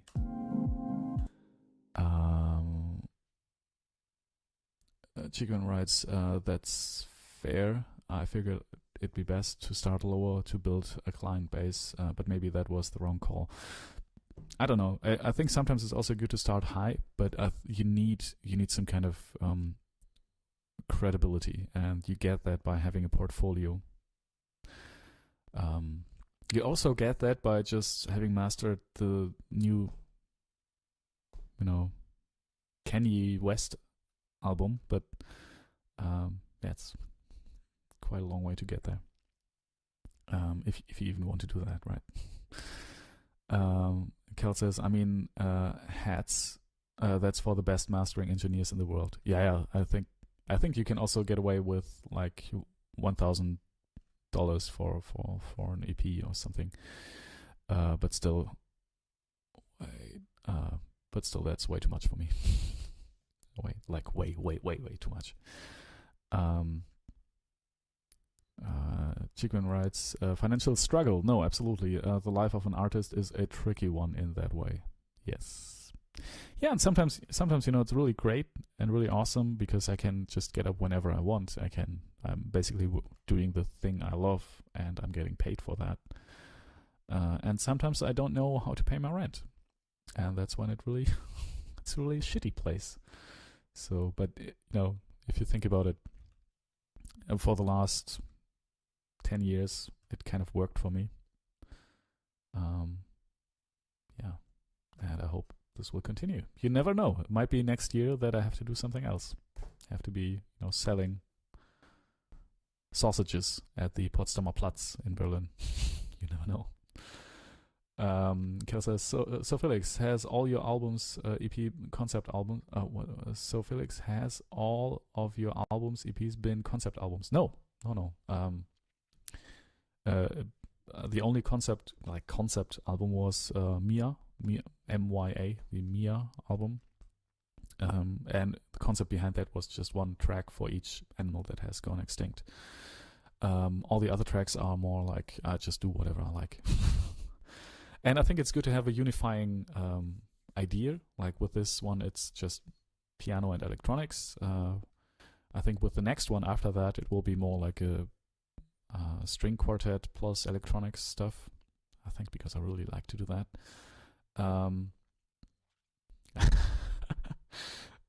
Mixing Scholar says, hey all, Mixing Scholar, beautiful to see you. Hello, how are you on this beautiful Wednesday morning? Morning, it's almost noon. Mixing Scholar asks, how's the music going? I've been studying a lot lately. Well, that's good. You should study to become rich and, no, not rich, but, a person who does well. It's going okay. I think we're finishing a track today on stream. We've been working on this for quite a long time now. And yeah. And then I just read Cal's comment, and he writes, I'll buy your sausages. That's nice. Thank you. And he's referring to me standing on the Potsdamer Platz in Berlin selling sausages because I'm out of money and I need the money. Yeah, and Chikven finds that pretty funny. Well, you're laughing now. I'm laughing now. In 1 year, when I'll be selling sausages on the Potsdamer Platz, I'll be crying, silently sobbing. It's fine. I mean, there are people selling sausages on Potsdamer Platz and they don't look that unhappy. So, although I don't want to. I've studied music for 10 years at university. I have 2 degrees, 3. Good Lord. I should not be selling sausages on Potsdamer Platz. In Germany, it's like the government pays a lot of money to universities, and for the education of it's I don't want to say it's free because I had to pay like 500 euros a year or per semester, I think. But you know, especially at the film university where I was, the government paid for the orchestral recordings. We were like 5 students in a class with I think 10 professors. So you know, that was like the amount of money the German government spent on my education is insane. And obviously they did that because they want to get a return of that in taxes. And I don't know if they ever will. And they probably never will if I'm selling sausages. So Germany, give me good jobs, please, so I can make up for all that money you spent on my education.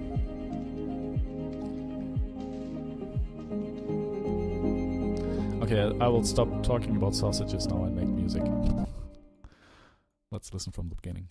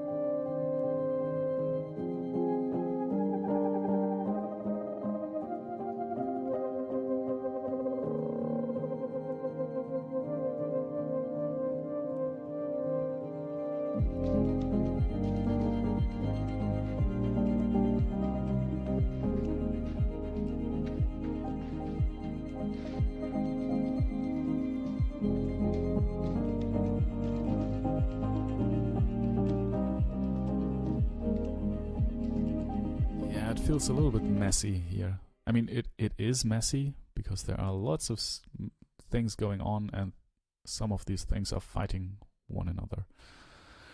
So I think we'll have to clear out some of the mud. Now, first of all, of course, these 2 piano tracks are fighting against each other, but I think because they are in different registers, it's kind of okay. Yeah, there's one dotted 8th note that's just like, yeah, but that's fine, I think. Let's see where this is all happening. And this is a very wide stereo signal here. This is like hard pan left right. It's not at all mono compatible.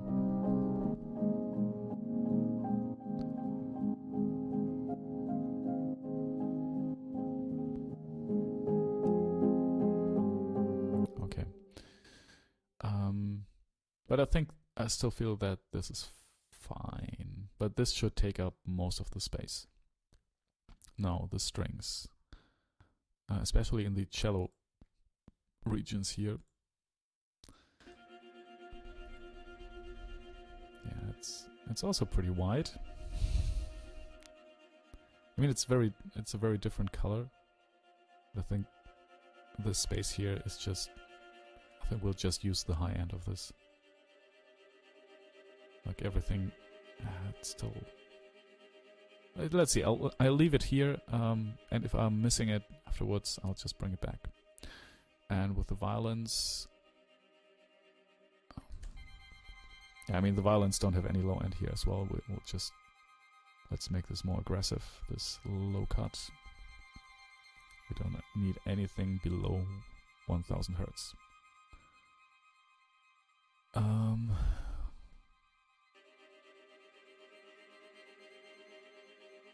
I mean, the cello sounds really shitty that way. And I think if we have a cello solo, we will need to bring back this.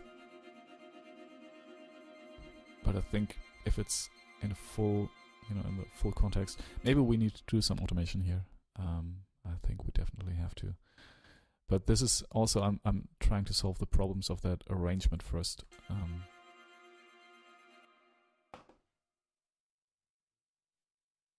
no,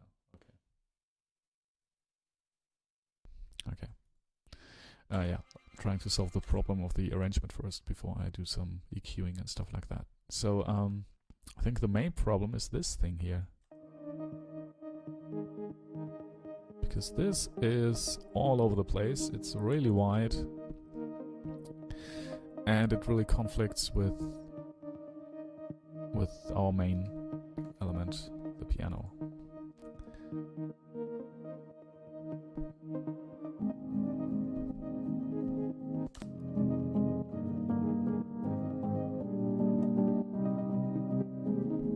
Although it kind of sounds nice together, but I think we need to take away more of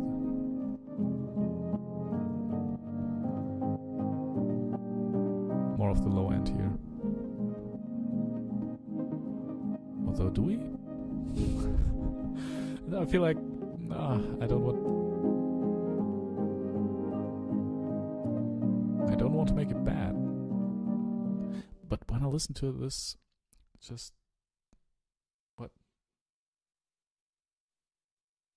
When I listen to this, I felt like there was something missing. Oh, there was not something missing, but it was just too much going on.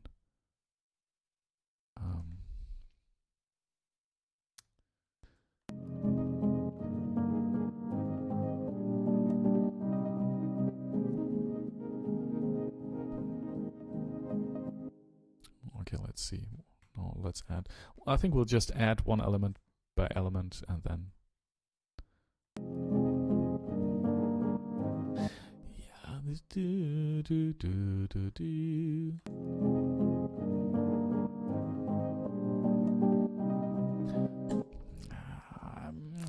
I'm really torn about this. On this synthesizer track here. Let's see if we can find one that's better. And by better, I mean that's not conflicting as much with the piano track.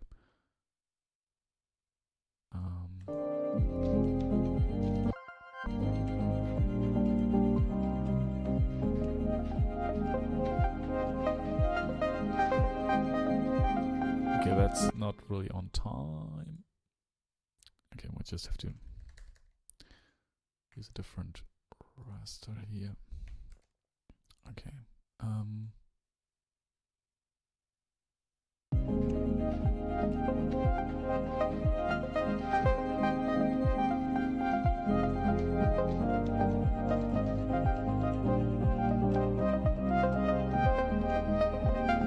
It's way too loud.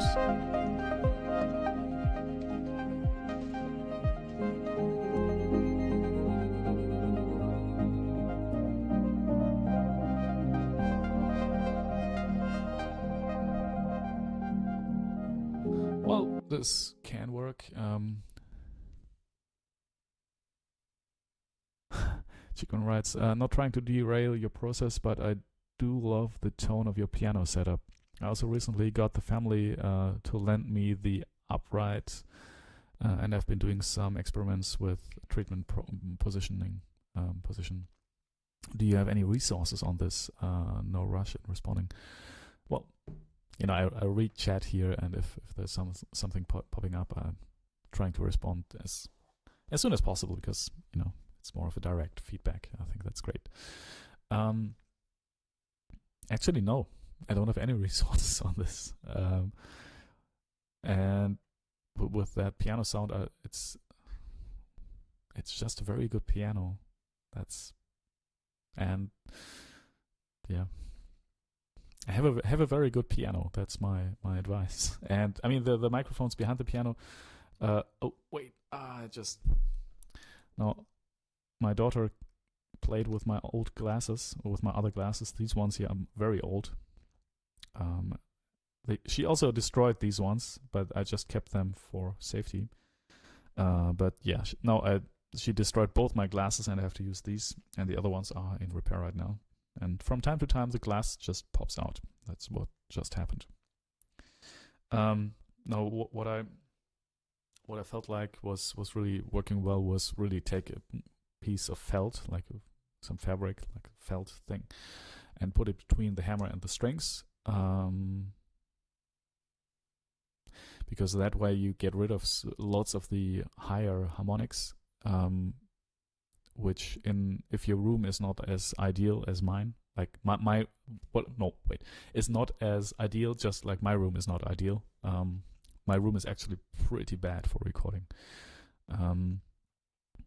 You get rid of that room response, and at that point you can really record the piano very well. If it's not in a place where there are lots of room, what's a Raummode? There's a German word in acoustics. It's called Raummode. English. Space. Yeah, that's not what I meant. Room mode. Yeah.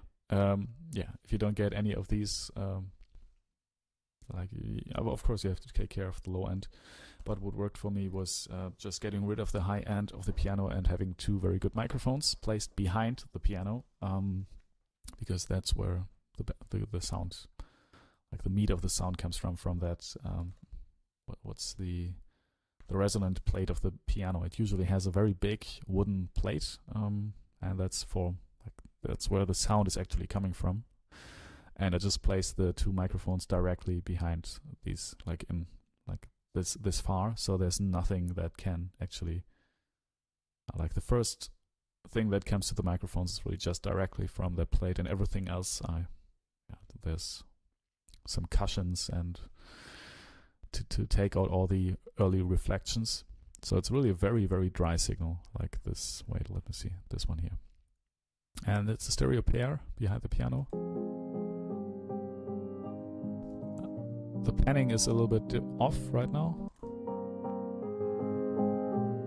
That's better.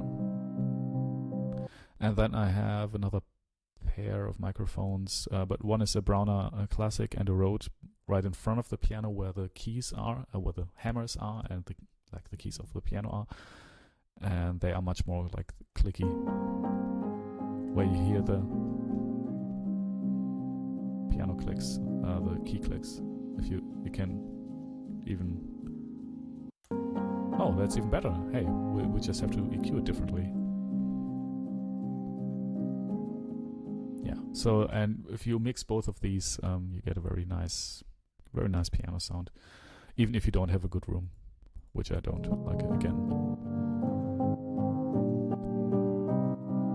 And then you have the option of using some of the meat of the sound where there's not so much key clicking stuff. And you have this where there's lots of felt to piano and keys. Hey! That's another person subscribing live on stream.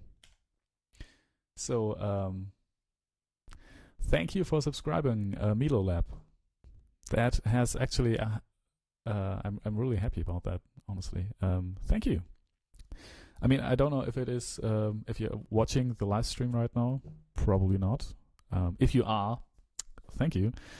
Yeah, and welcome to our little streaming family here, like music making family. Not really a family. I mean, we're like a community. I would rather call it a community of music makers. And yeah, but yeah, like to get back to your point, chicken. I will just say chicken. The Rode. Wait. Oh, there's another. There's something happening in chat. That's beautiful.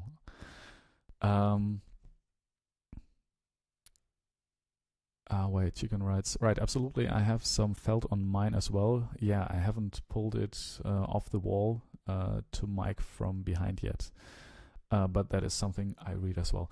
Well, I didn't read it anyway. It was just, I just tried it and it sounded good. One problem might be that if the wall is too close to the back of the piano, you might be getting very weird.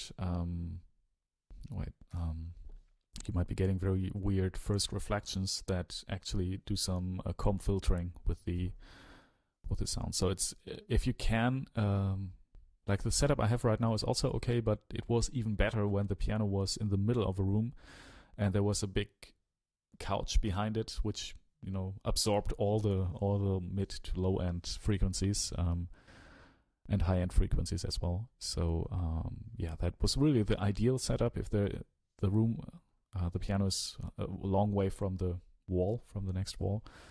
Yeah, but apart from that, it's good. I honestly, I tried almost every position on the piano to put the main microphones like in front, below, but the position behind the piano was just the best, sounding the best. Which kind of makes sense because, it's where the sound is created. And everything else is kind of filtered through the body of the piano and through the room acoustics. So yeah. And also I really like the fact that I have 2 more microphones where I can just pull up all the noise of the keys and stuff like that, which is also fun. Cal says, do you think it's worth getting a diffuser? Well, yeah, it really depends on what else you have, right? If you only have a diffuser, it doesn't make any sense. If you have a room like I have here, which is acoustically really in a bad place, only getting a diffuser would also make no sense. But if you have an acoustically treated room, which is, you already have absorbers, you already have like the sound, the response of the room you're looking for, yeah, then of course getting diffusers to make it like less, like to spread the sound out a little bit and not get these direct reflections, totally makes sense.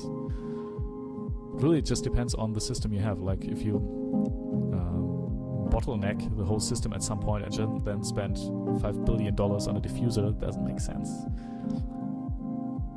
Oh, Chicken writes, Milo Lab is a friend of mine, by the way. Hey, thank you. Awesome. Hello, Milo Lab. So you told him about the stream.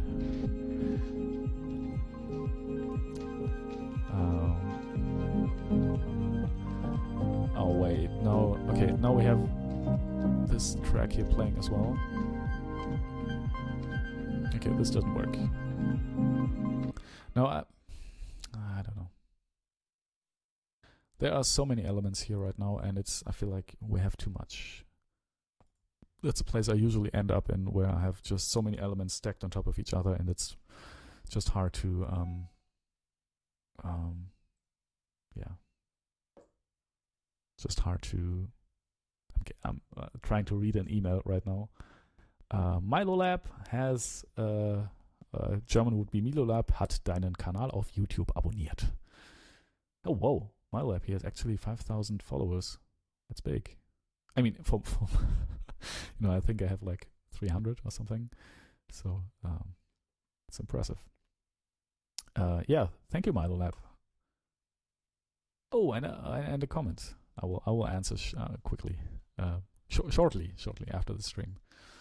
Yeah, but I feel like this is a place where I end up a lot of the time that I have lots of stuff going on, and I'm trying to fix something by just adding more stuff, and that almost never really works.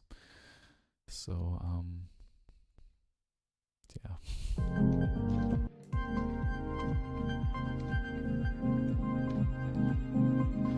Now, this synthesizer track, yeah. Okay, let's mute this for now.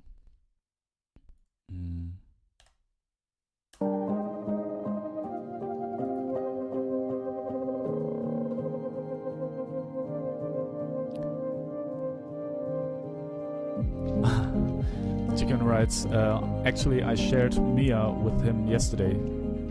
Thank you. That's so good. That's so good to, you know, to see some stuff I'm doing resonating with other people.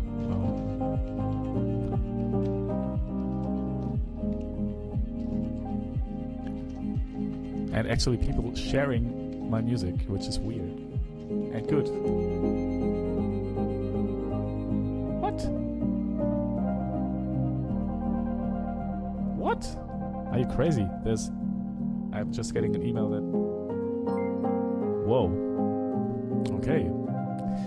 So thank you, Gatobus, or I hope that's how to pronounce your name. Thank you for subscribing. I'm impressed. I hope you're doing well, and if you're watching the live stream right now, welcome. Thank you for subscribing. Like, where are you? I think it must be here somewhere, right? I'm just watching with about 6 seconds of delay. Yeah, it's kind of hard. Anyway, thank you for subscribing. I hope you're getting something out of this. Whoa, okay. Gatobus is a friend of Milo Lab and mine as well. Awesome, Chikwan. You're bringing in the people. You're bringing the crowd. That's good. Thank you. Thank you, everybody.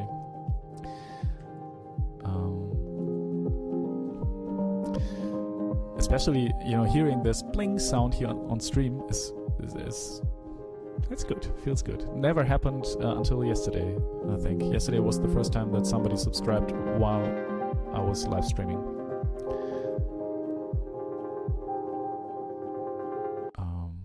Okay, now.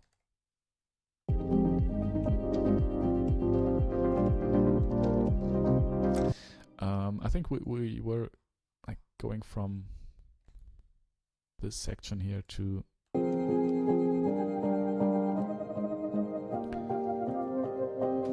when I'm wondering how you get that many subscribers. Actually, it's like I once wanted to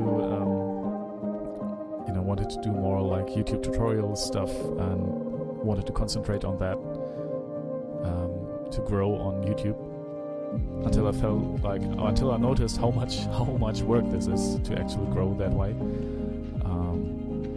and then I kind of focused on just doing live streams because it's kind of, you know, I can be productive, I can create music while not being completely alone in my room and chatting with people like you. So yeah, I just focused on that. Woo! And Milo Lab also commented on another video. Yeah. He actually commented on Quagga, which is also on YouTube, and said, this is outrageously beautiful. 52 views, what's wrong with this world? Well, it's more like, I don't know. But you know, 52 views is 52 people, no, probably just like 25 people or 30 people having listened to that, which is fine.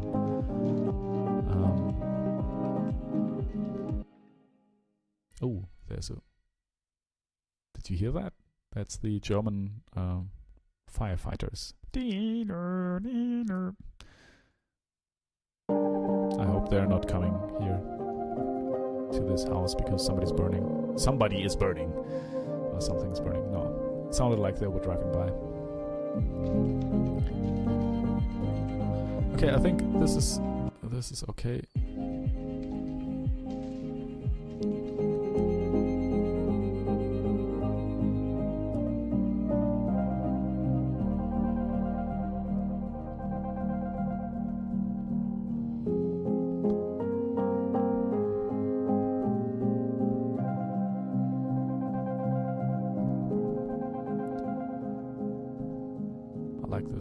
This place,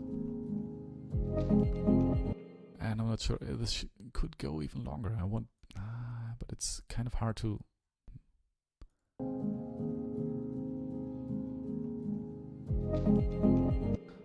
Yeah, this doesn't really work. That's the first place where, like, I mean, that's after 2 minutes, which is already good for this track. But that's a place where I think this doesn't work. Hey, okay, Milo Lab. Hello, welcome to the stream. Milo Lab says is not fine. Chicken writes agreed.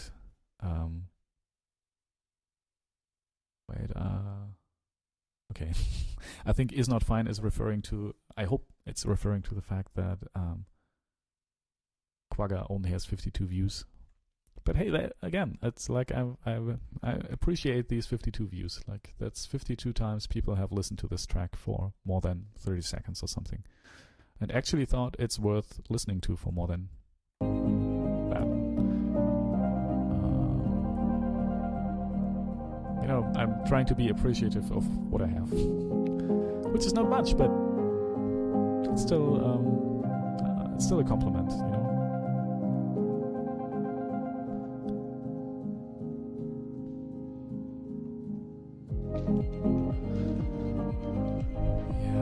I feel like what the track is doing here is something it already did here, just a little bit differently. I'm not sure if that's, maybe I'm overthinking this. Probably am, and I'm not sure about the strings here right now. Just mute them for a bit. Milo Lab writes, I'm referring to the number of views on your video. Yeah, well, you know, it's. I think I could actually, and that was one thing I wanted to do. Like I said, to produce more YouTube videos and to share them on Reddit and create content that's useful for lots of musicians. But it's so much work to actually make these videos. That I felt like the better way to promote my music is were other things, like actually making Instagram ads and Facebook ads was something, and running these was the most successful in terms of followers and plays, but that was mostly on Spotify. And yeah, I think I also got on fresh finds on Spotify because I was running a very successful ad for I think it was Quagga. I think it was for Quagga. Yeah, but it's really difficult, you know, how to get people to listen to your music these days. I mean, it always has been difficult, right? But Milo Lab writes, I'll share as well. Thank you, Milo. That's I really appreciate that. It's such a positive stream today. It's so many beautiful people. Oh, well, really? That's bad. Wait, Milo Lab writes, different topic. I can hear only on the right channel. You're correct.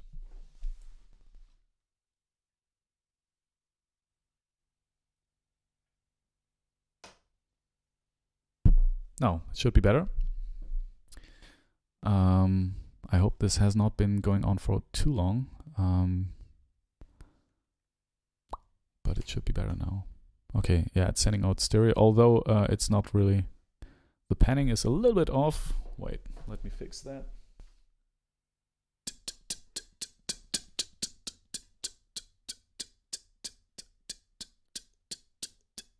Okay, now it should be okay right now. If the camera was to actually focus on me. Yes, it focus. Okay. All right, thank you, Milo Lab, for letting me know.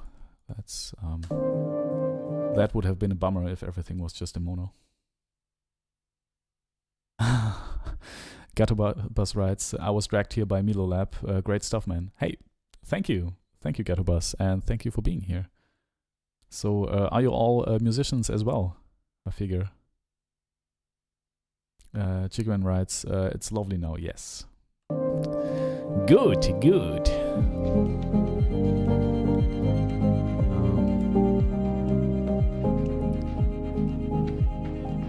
Yeah, all musicians. Oh, beautiful. Yeah, like I said, it's like on this channel. It seems like there are lots of musicians here. Kel says, what style of music do you guys play? I would also be interested in that. What kind of music do you make? Like, I think Chigwen is doing mastering. I will definitely look at all your YouTube channels as well, because I'm really interested how do you get so many followers? I want to have 2. Nah, it's really, you know, of course I do, but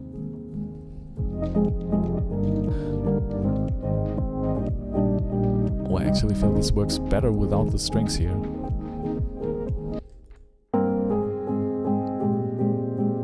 So maybe we have to do something like this, where we fade out the strings.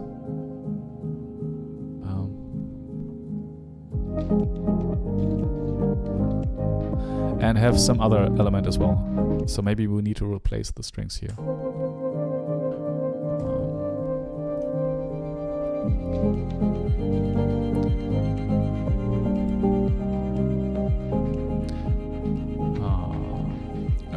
Kel says, I play guitar, bass, bit of drums. My genre is heavy rock. Mixer Scholar says, I play rock too, but also synth stuff. Yeah, and you're Mixing Scholar, was it, right? You were also doing some lots of mixing, or wanted to do lots of mixing with...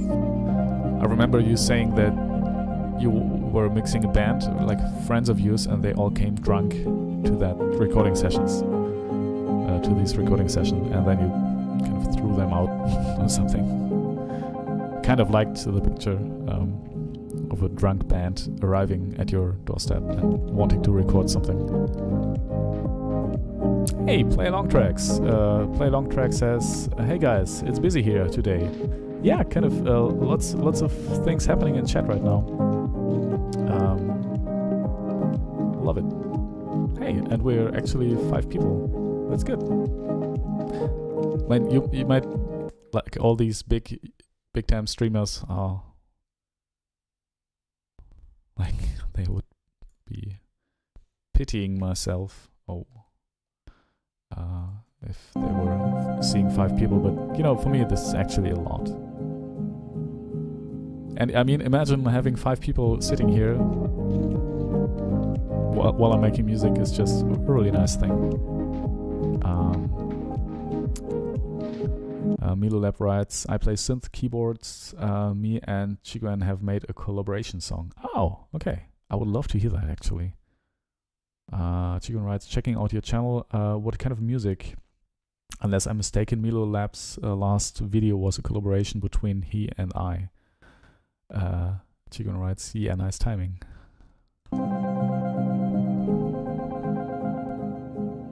Yeah, I think, you know, doing collaborations is actually a really good idea. I've just finished a collaboration with a producer here from Berlin, who took one of my songs. I think it was the Golden Toad, which is like the less obvious ones from the Mia EP, and turned that into a pretty nice song. And he uses really interesting drums and percussion sounds, I think. And we're going to release this in November, sometime November, not sure when. I still have to upload it and stuff like that, but it will come. So I'm always looking for people to collaborate with. Milo Lab writes, it's on my channel, but I don't want to make this about me. Oh, Milo Lab, that's fine. I mean,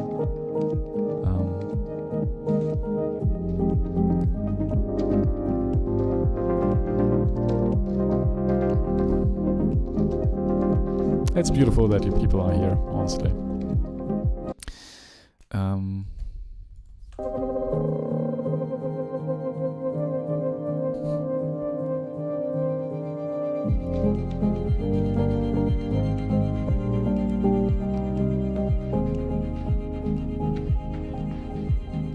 Okay, this is fine here, this part.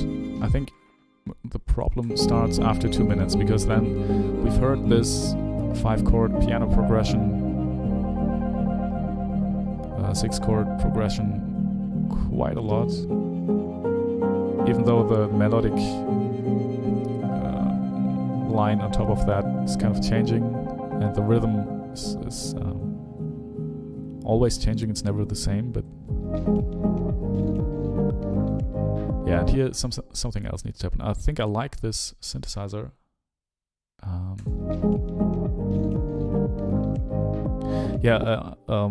Milolab, Chikwen, and Gato. I will definitely check out your YouTube channels after this stream. I'm really excited to see what you people are doing. Chikwen says, as for the kind of music I make that hasn't been mentioned earlier, I have a style of writing in a DAW that is a bit different than my style of writing on the Electrons. Yeah, I guess on the Electrons it's much more like improvisational knob twisting, which is so much fun. Yeah, I want one of these. I want one of these. Or maybe even two, right? Two is even better. Then you can have all these beautiful rhythmic multi-meter, you know what I mean.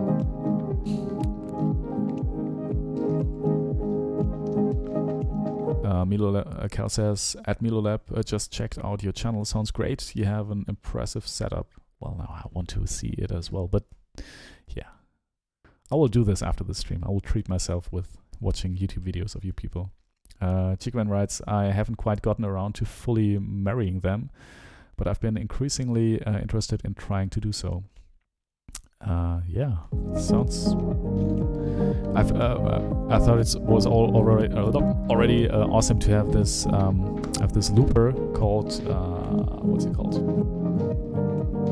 The Ditto X4 looper, and you can have two loop channels which are independent from each other. So one can be one length and the other one can be another length, and they are looping. And just using that to create piano phrases which are looping independently from each other but playing at the same time was already something which I really enjoyed. Yeah, I can't even imagine what this would do if you were using this with the drums. That I think is really amazing. Lots of possibilities. Milolab writes, no more thank to electrons. That's my rule. No more than 2 electrons. Thanks at Carl. Yeah, I mean they are quite expensive, aren't they? Like the big ones. I have to see.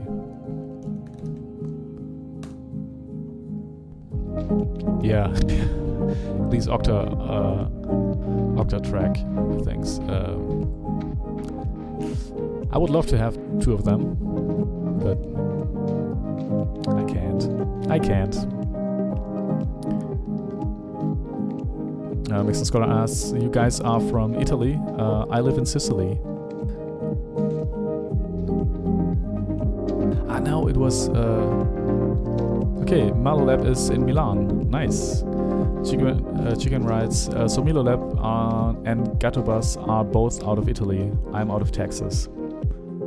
It's beautiful, right? Think about that. People from all over the world sitting here and talking about music. Sometimes I really do love the internet.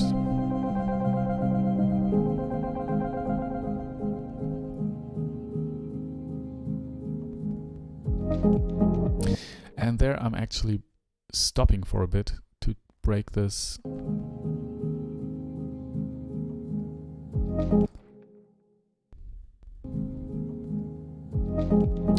Well, this is okay. I think the sub bass is doing fine.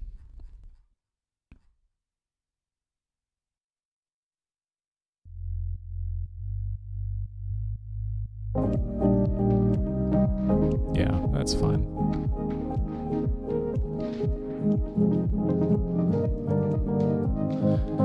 Maybe this is okay. Maybe this is okay like it is right now.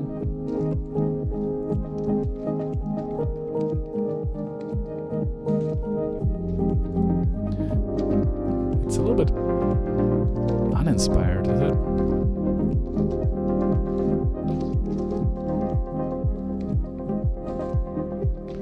So what happens now?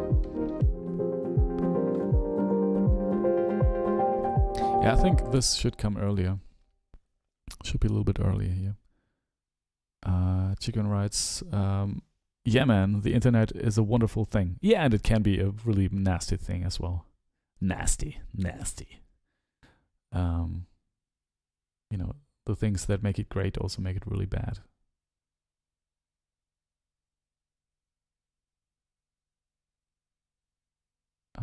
Milo Lab writes, it is inspired, if you ask me. Oh, okay, you think so? Chicken writes, agreed, it's a lovely tune. Thank you. Yeah, I think I have this rule where I think like if it's 70% good, like I don't have to be like liking this 100%. It can be just, if it's 70% good, I'm going to work on it and finish it and publish it and see what happens.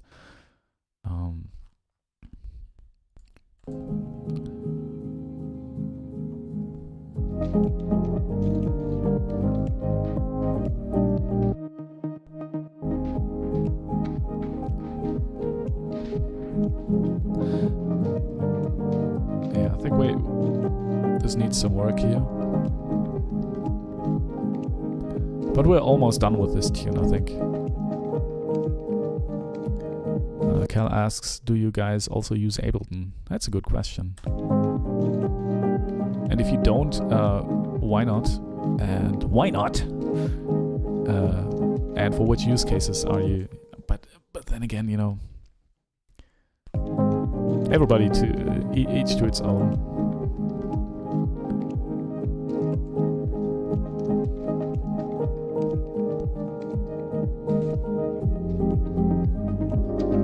Oh yeah, and maybe these. Oh wait, no.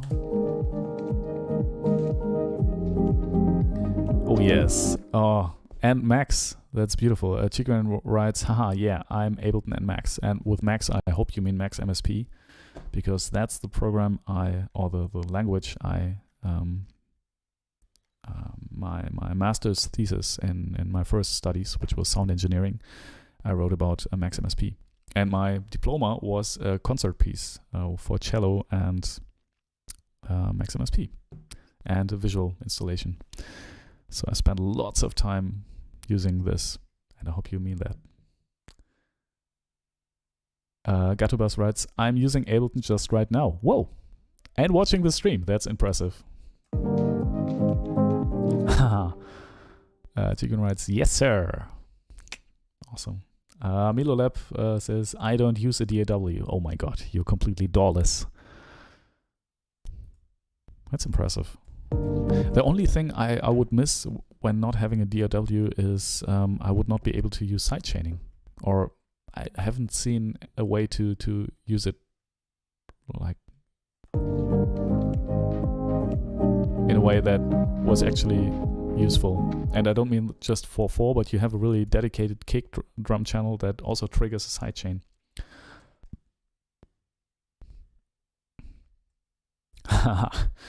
Chicken writes, I'm working on a Max patch right now, Max MSP. Awesome.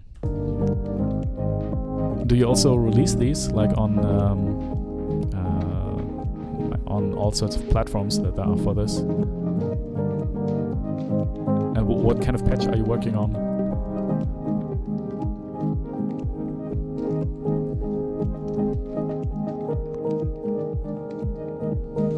No, I think here something needs to change at this point. Something needs to change here. Maybe I'll just consolidate this. Milo Lab writes, yes, I am DAW-less. And also I record on a stereo Tascam recorder, but as said, it's not my job. Well, it doesn't have to be, right?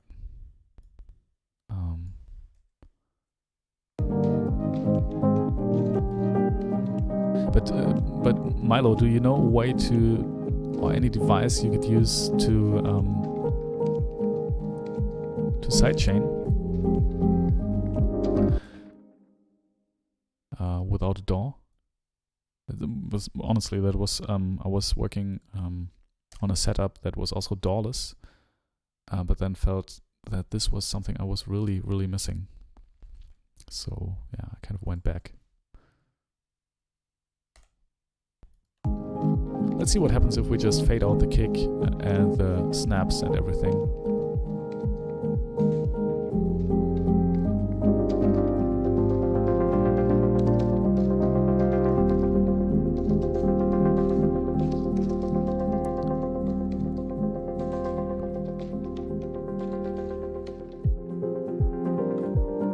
Yeah, I think that's better. That's much better. Thank you, Stream Elements. Okay, I think we could also fade out this this percussion track here. So let's consolidate and fade it out. Make a beautiful fade out here. All right. Midolab says you can use the electron analog heat. Oh yeah, I've heard of that. Or whatever synth has an envelope follower. That's it. But ask Chikwen about the analog heat. Chikwen, what about the analog heat? Could I do some sidechaining with that? Like put all the everything I have and sidechain it to a kick drum. Because honestly, I'm also looking to play these live someday when Corona has, you know, resolved itself. And then I would love to just not use a DAW.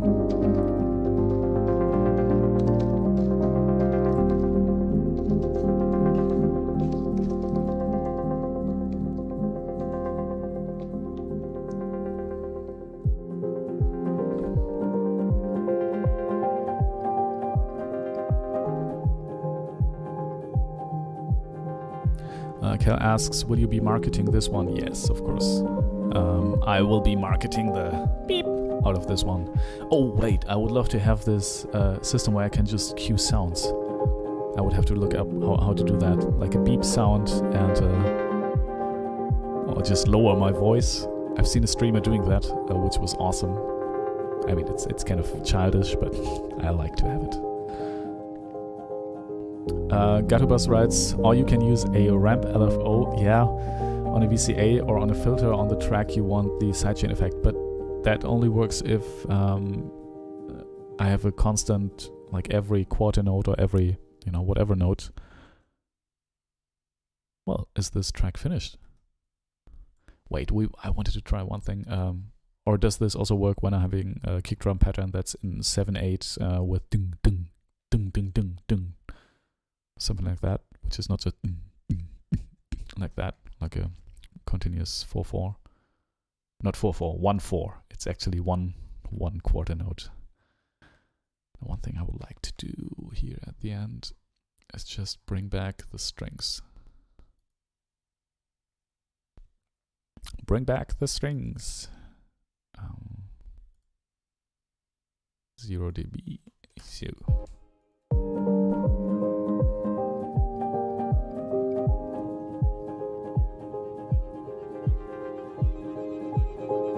Yeah, I like that.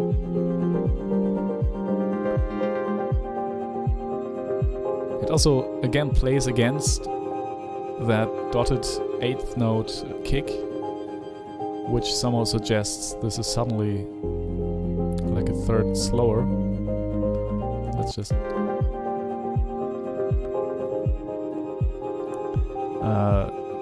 Chicken writes, at Cal, if you're talking about the sequencer patch, that's the end goal, yeah. Either via app or Max for Live device. Chicken writes, yeah.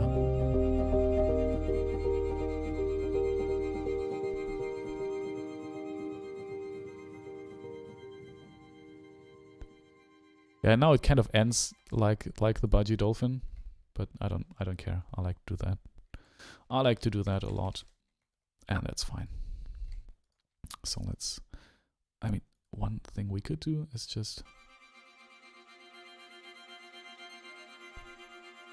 I think the piano is the main driver of this piece and should stay the main driver of this. So I'll just take this and delete it. So the piano ends the whole thing. But maybe in this part we can bring back the low end of the cello. So we need to write some automation here. First of all, let's automate the frequency. And let's also automate the Q, because we need both.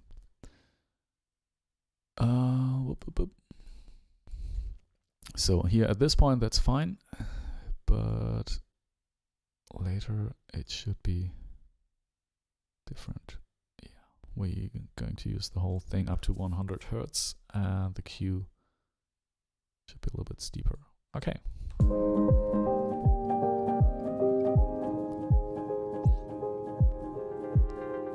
And now the strings come back.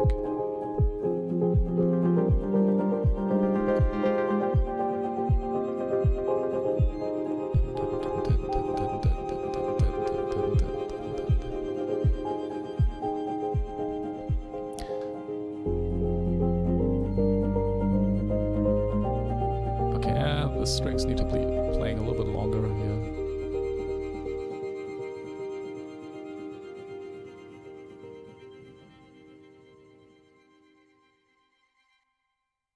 Yeah, almost. We need to polish this a little bit. Chicken writes, analog heat. I believe the last video I posted actually used the analog heat in a sidechaining capacity. Oh, really? Okay, I have to look at that. Both in terms of slight ducking of amplitude as well as ducking over the textures.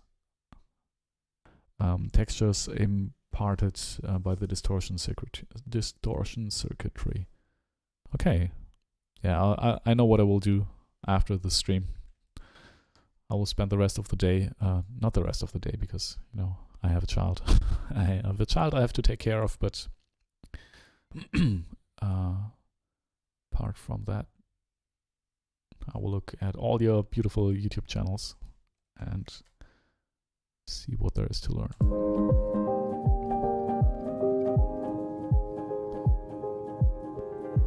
Although, honestly, I don't have the money right now to spend on an Electron.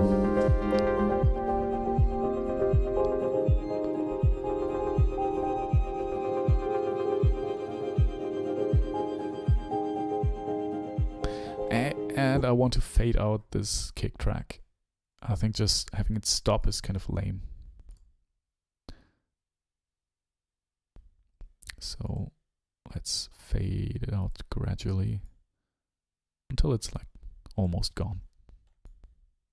Let's see how this sounds.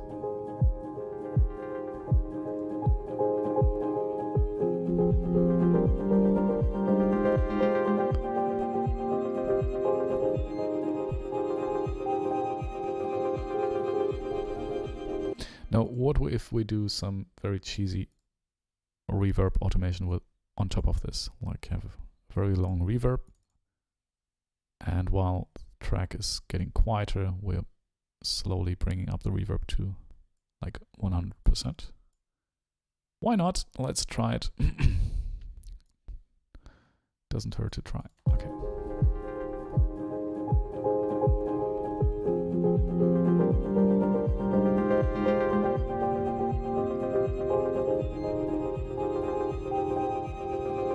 Oh, I like it. Actually, I like this. I like this. Haha, beautiful. Okay, now that's a good way to get rid of a kick drum. Chicken writes, textures imparted by the distortion circuitry. For example, using the envelope follower to ramp from wet to dry on the peaks. Okay, so it's dynamic. So you could send in an audio signal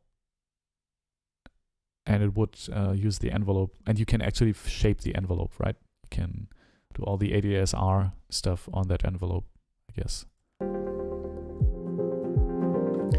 Well, I like this thing here a lot. Maybe we should feature this before the 3-minute mark as well.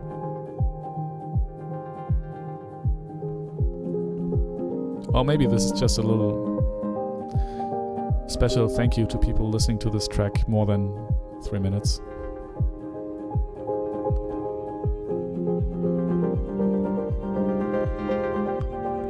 This feels like a big build-up.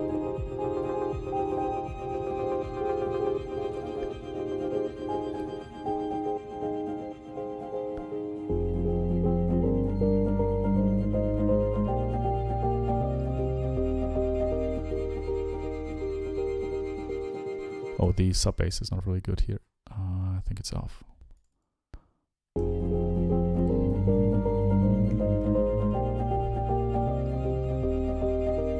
Okay, here. I think it needs to be here.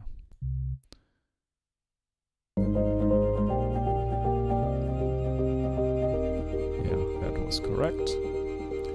And it's fading out as well, hopefully. Yes.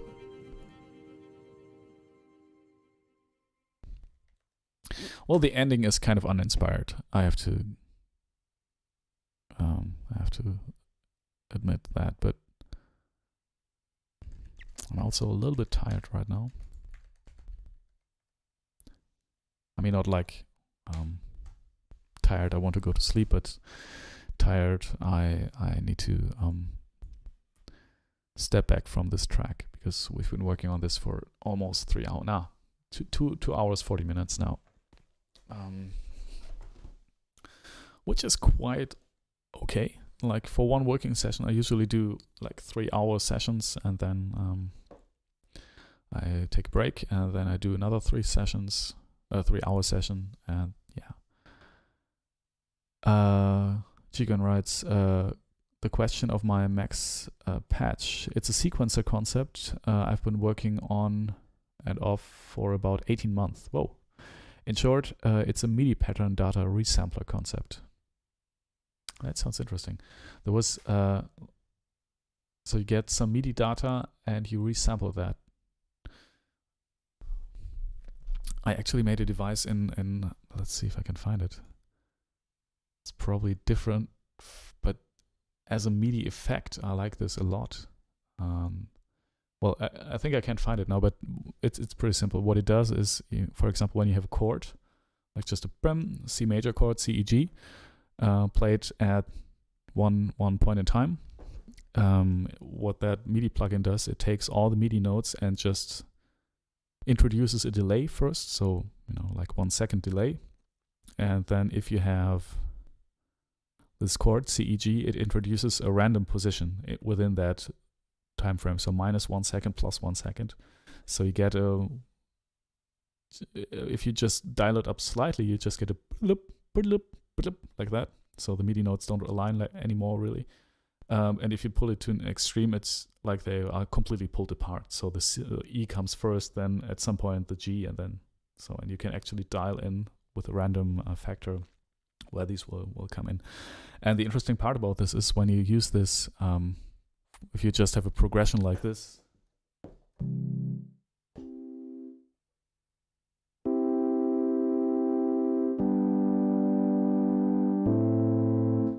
it would actually play back as.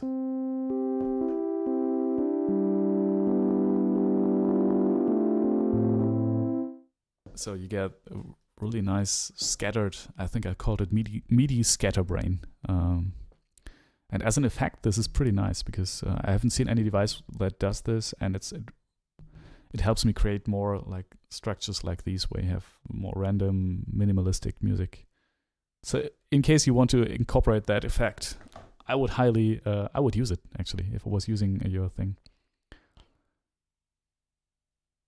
Yeah, I used it on some productions where I was creating.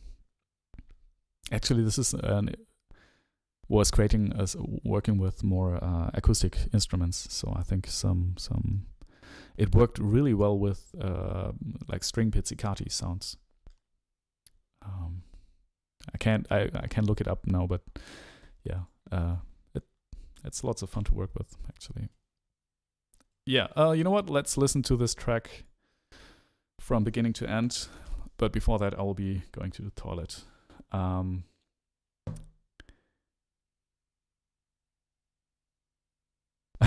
Chicken writes, feel free to take a break. Yeah, I think I'm going to take a toilet break right now. Just getting something to drink, going to the toilet, eating 1 banana, and then I'll continue. Chicken writes, for upsampling and downsampling to a different resolution or grid. Oh, okay. To the point being to achieve the liquid grid. You have to explain that later. I don't know what you mean. Chicken writes, this description is sounding lovely, by the way. I'd love to hear this in action. You will, at some point. Okay, people, I will go to the toilet. I'll be right back.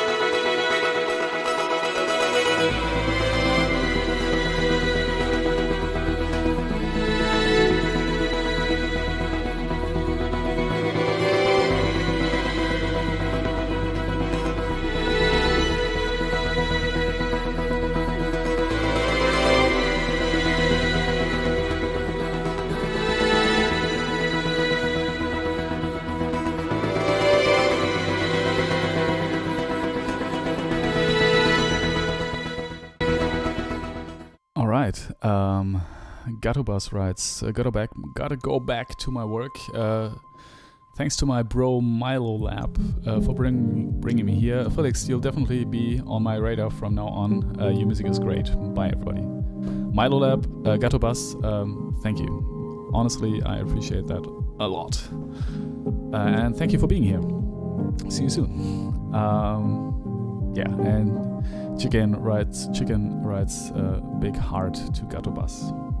Yeah, from me as well. Big heart. From me and Chicken. Now,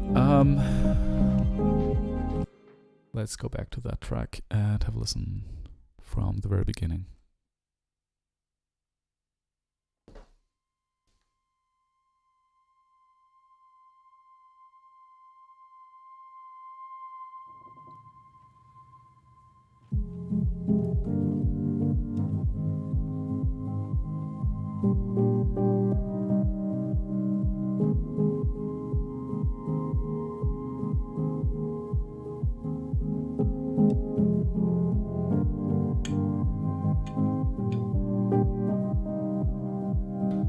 Good.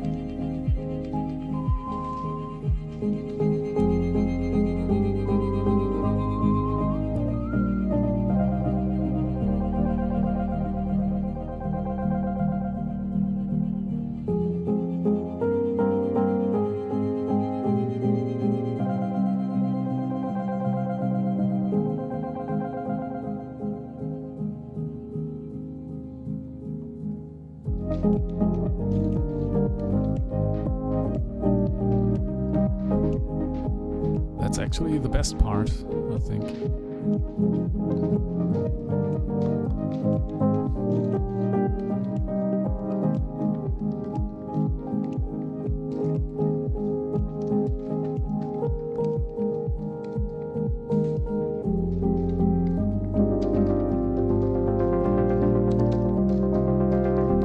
Hey, maybe we'll just stop the percussion here.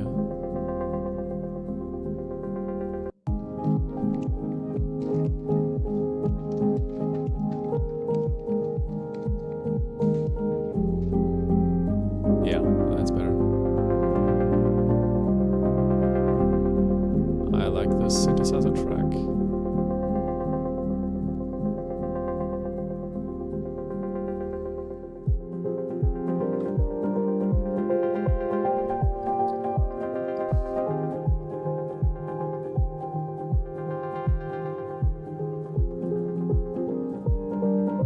Hey, why does it go away? It should continue.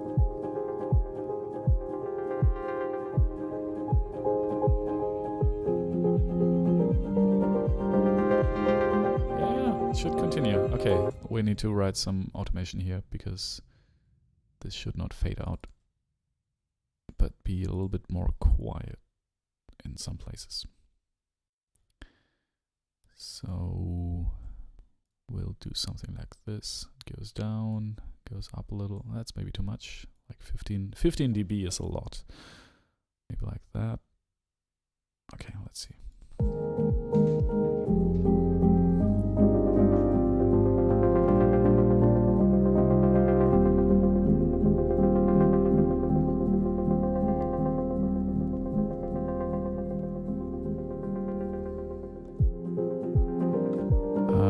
Right, chicken, liquid grid.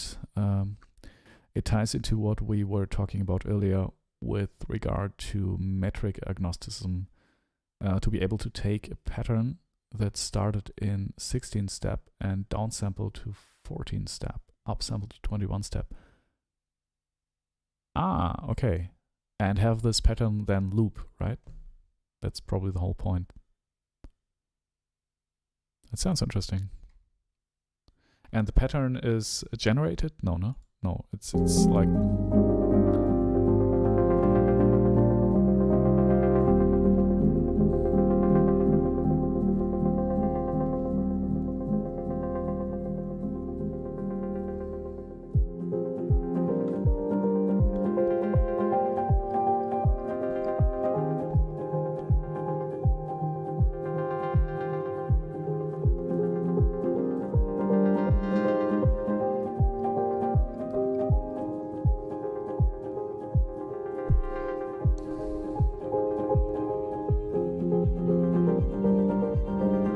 And I think the strings should fade in slower and start earlier.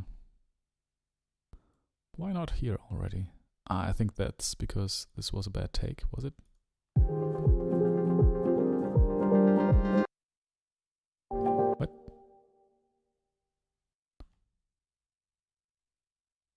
Okay. No? Okay, that's why. There's nothing there because the automation...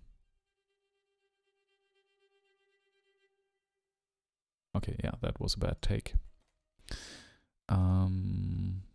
Let's just move all of these a little bit to the left.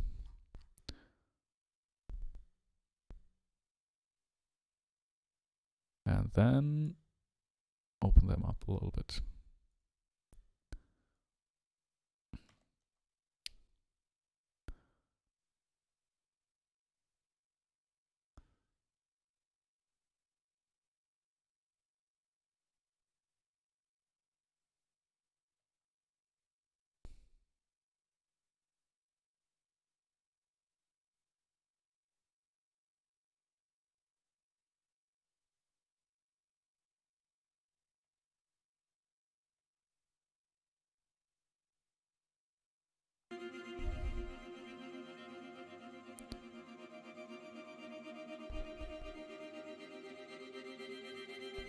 Okay, let's try like this.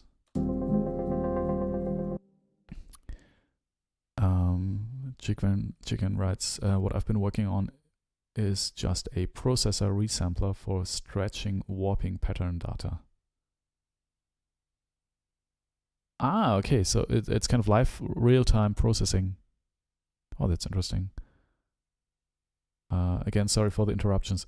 No, Chicken, I'm choosing to be interrupted because I like the idea of, you know, communicating with everybody.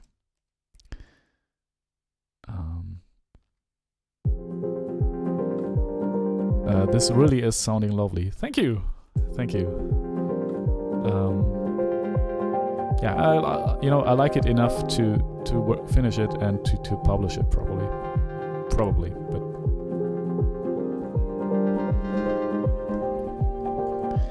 okay. Wait, what? Why is that not working? Ah, okay.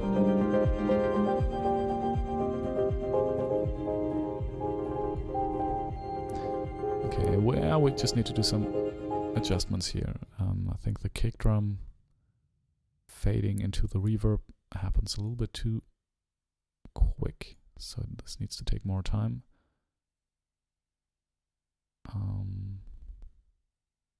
Okay.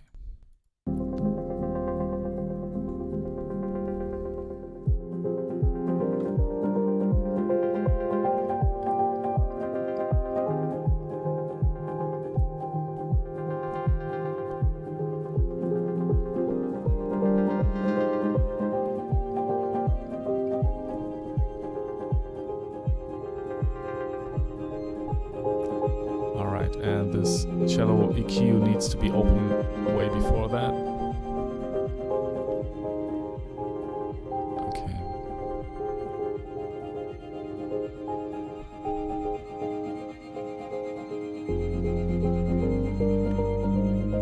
And there was the sidechain.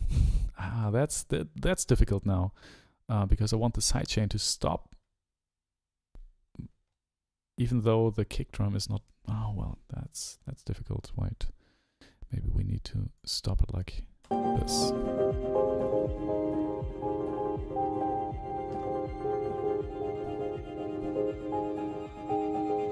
Yeah, that's better.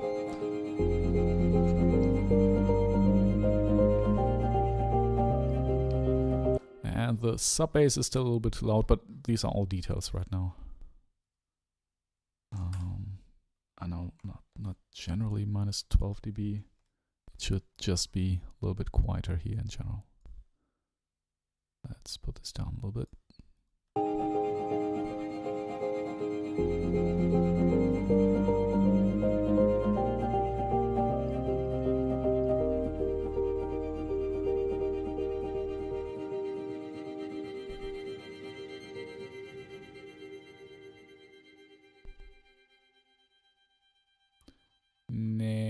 No, and this is going on for a little bit too long.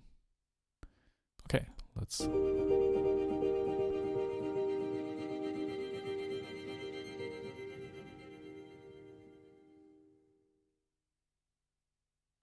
Yeah, well, maybe that's it. 3 minutes 50. Okay, we're having something that's resembling a finished track. I think it's not there yet completely, but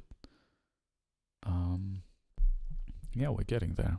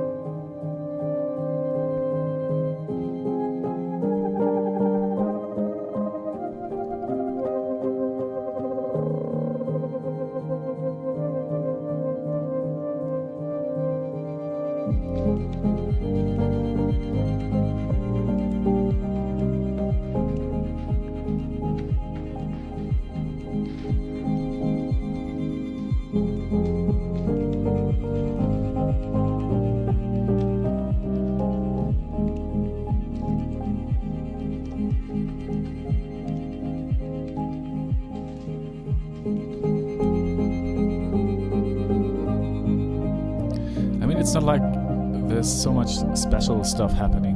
It's kind of playing along, and it's nice.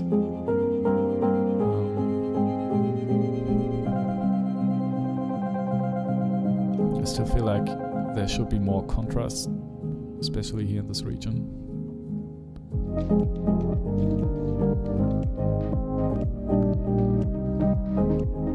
And oddly enough, I like this passage here. Quite like it. Let's make the synthesizer a little bit louder.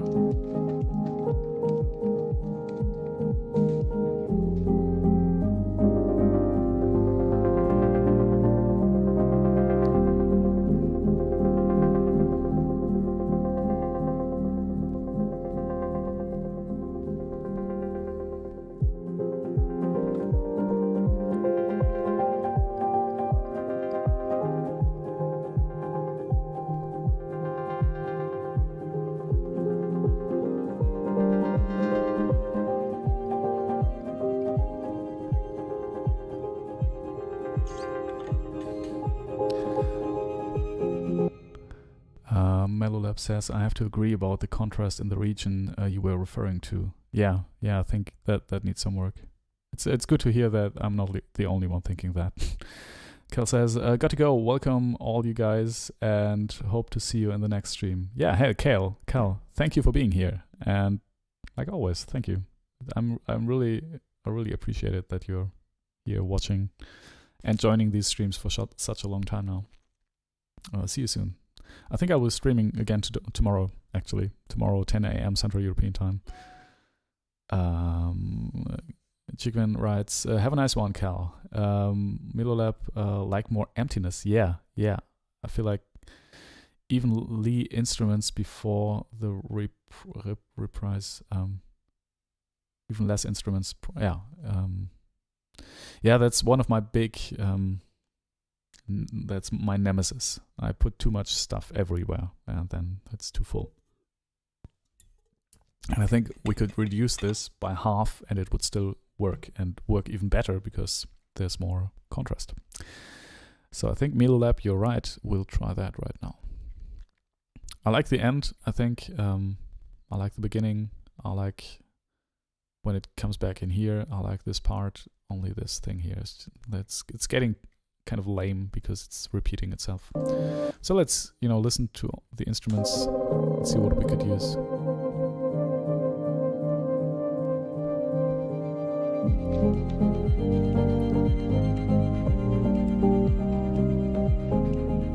First one is maybe still okay. I mean, the idea of this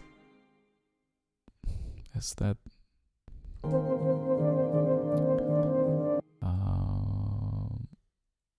in the region you were referring to. Wait. Less instruments here, you mean? Yeah, I mean, what we could do is just get rid of this melody. Although I like it a lot, maybe this has to go. Because without it, it's...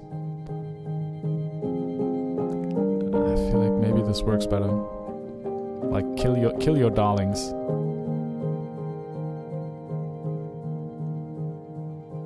Yeah, that's better. Yeah. I'm sorry, beautiful melody. You have to go. But it's like you were a very lonely, beautiful flower in a field of rhythm and harmony. And there's no place for melody. So sorry. Although you were very beautiful.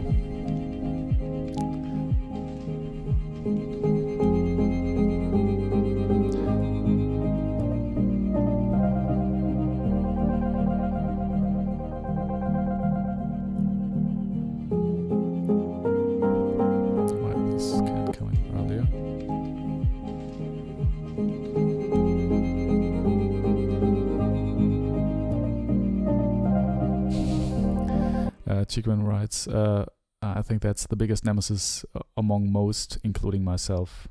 It's so easy and gratifying to add layers. Yeah. Chicken writes, that's something I appreciate about my DAWless endeavors. The infinite number of voices helps the finite number of voices helps necessitate that constant editorial review. Yeah, I totally understand that. And what I also like is the fact that everything you do is just right there. You know, you don't have to have a mouse and keyboard and monitor and do what I'm doing for hours and hours here. So it just works right out of the box. And sometimes, I mean, obviously it's simpler because you can't do many things you could do in a DAW. But on the other hand, complexity is not an inherent value in itself. You know, there can be very, very simple music, which is really not very simple. I mean, it's still incredibly complex, especially if you're combining all sorts of meters, and then it starts to get really crazy. But yeah, you know what I mean. I hope you know what I mean. Point is, I get your, I get what you're saying, and I agree. And it's something I want to do as well, honestly.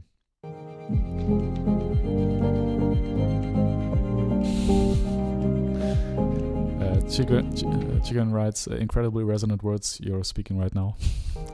I hope, thank you.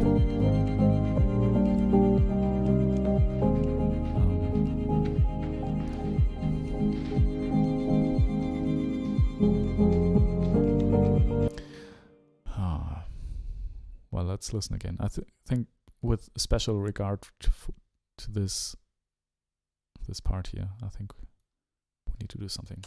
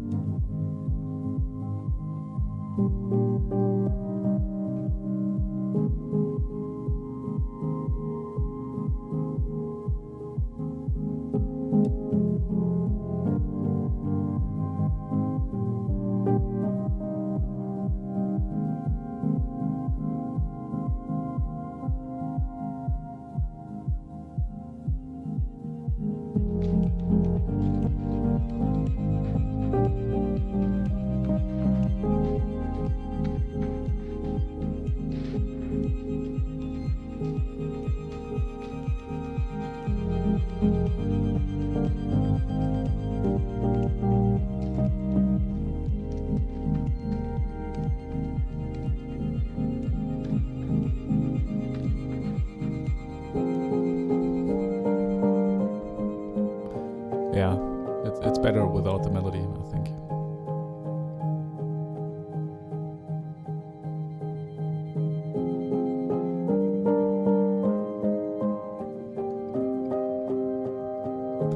Hey, Chicken likes something on Instagram.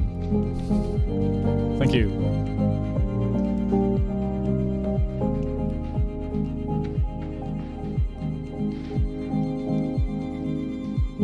I mean, not something, but one of my posts. I have to wait until this thing is up again.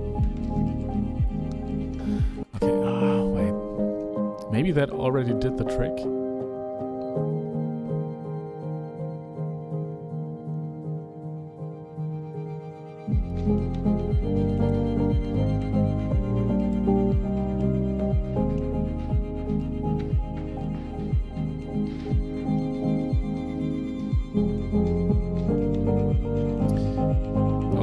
Just for shits and giggles, let's try this.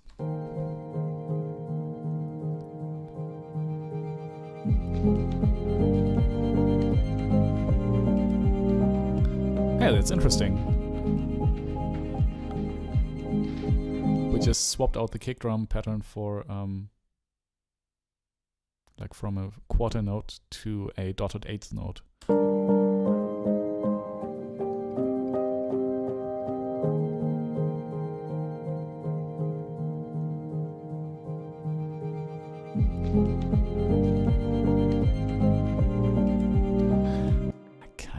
Like this. I kind of like this. But I'm really not sure if it's the right call.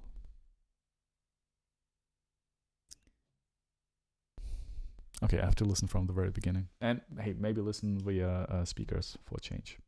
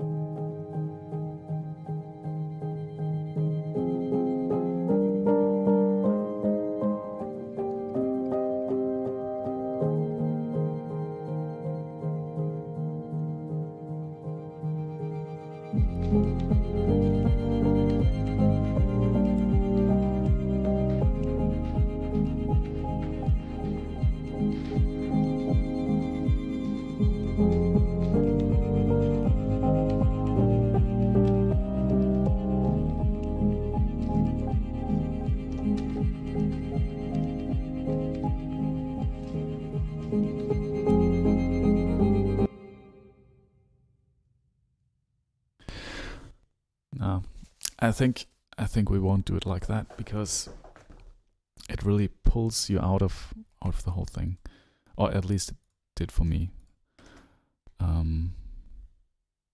It's interesting and it's unexpected, but it's so unexpected that it's kind of too unexpected.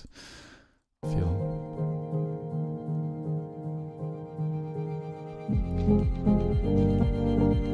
Yeah. And one thing I noticed while listening on speakers is that the kick drum is really muffled.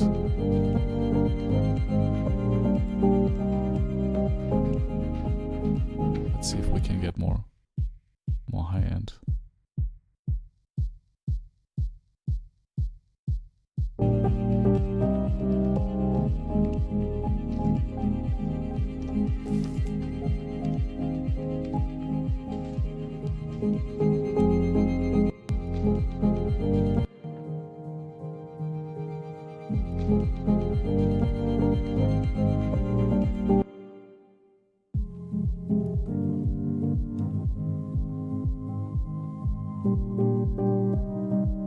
Yeah, I feel like that's better.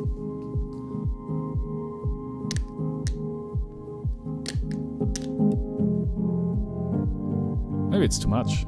On headphones it's too much. On speakers it's fine. Okay, middle ground. Middle ground, middle ground. That's good.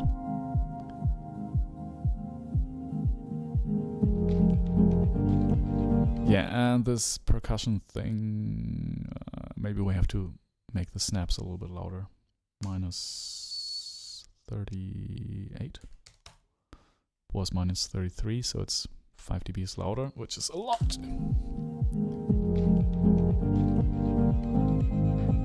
Still too quiet. Wait, I was making it quieter instead of louder.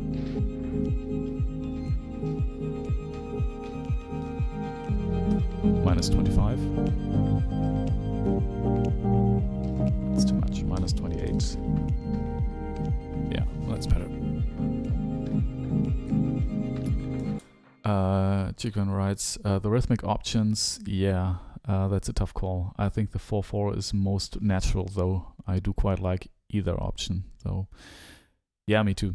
But listening to this, I was thrown out of the track, and I feel like obviously this has more drive, then... Hey, maybe we could do like both. Wait, let's try one more option. That's the most interesting option, actually. To just use 4 of these. No, I need the meter. Oops. Right, 4 of these. The time of 3 of these.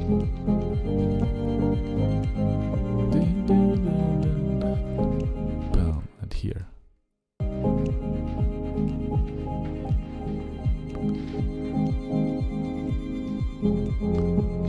And ideally, the new downbeat would be, well, here it works actually, I think.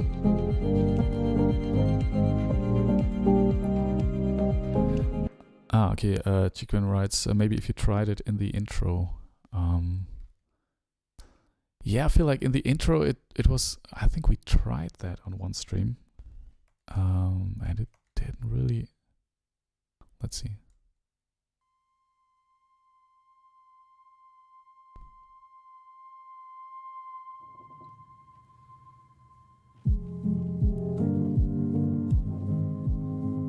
Oh, that's interesting.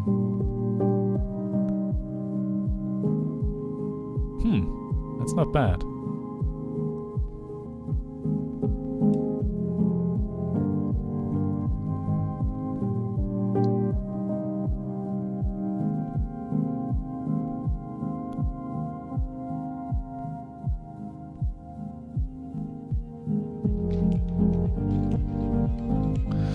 Well, that's actually really interesting.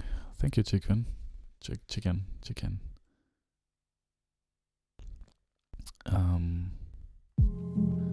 I feel like that's actually more interesting than before. I think the version we tried was with the kick at half speed, not like this, but so we had one half note instead of a quarter note.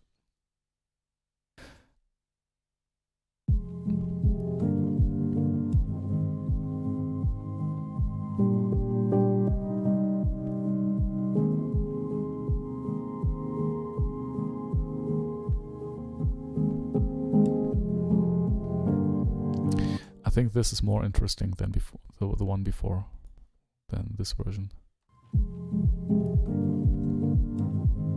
Although, you know, it's difficult. Okay, let's first of all see if this works here.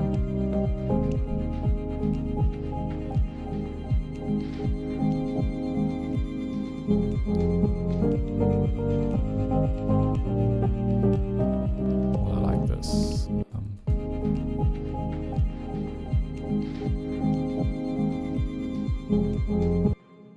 Wait.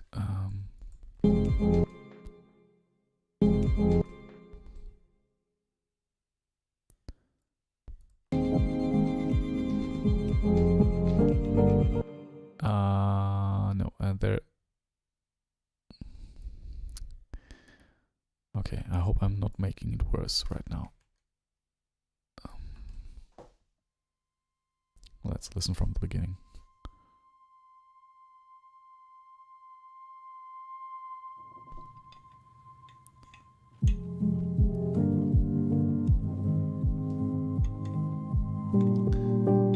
Yeah, Chicken, I think I like this. I think I like this better.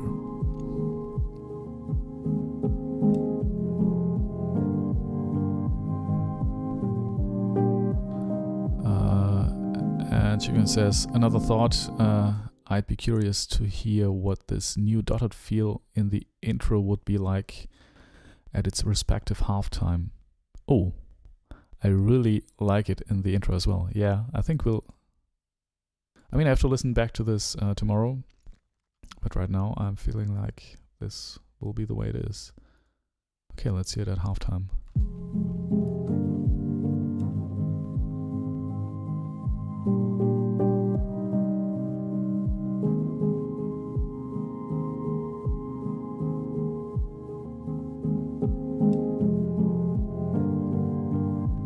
I think that's too much. That's too much space between the kicks. Milo Lab writes, I have a comment on the intro, if I may. Yeah, please do, Milo Lab. Chicken says, maybe on the second, not on the downs. Ah. Wait. So like this.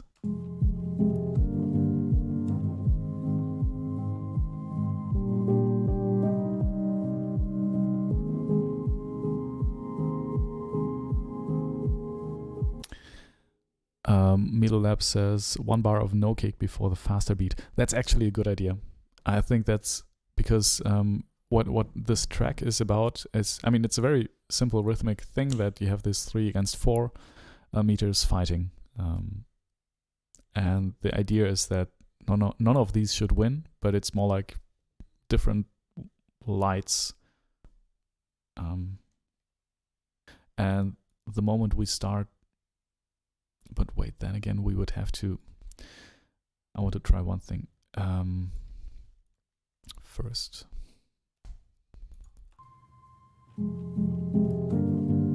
Because now it's like, dun, dun, dun. What I'm hearing this, what I'm hearing when I'm hearing this is the dotted quarter notes.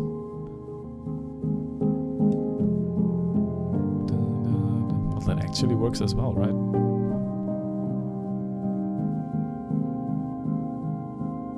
That's difficult. It's so difficult. And then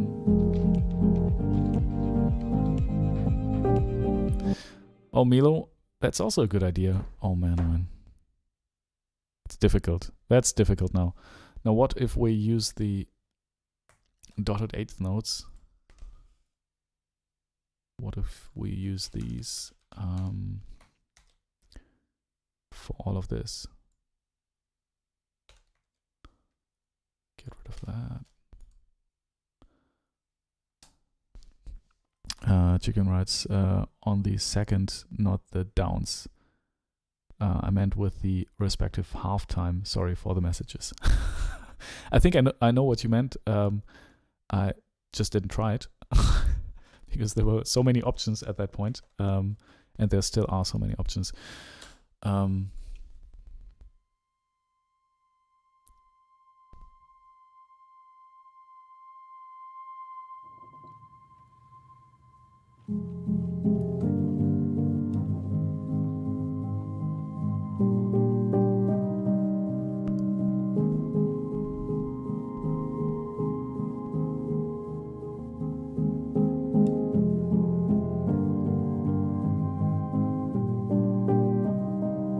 Well, but if we, Milo Lab, if we didn't use any kick in the first part, we would have to not use anything within the first 40 seconds, I think.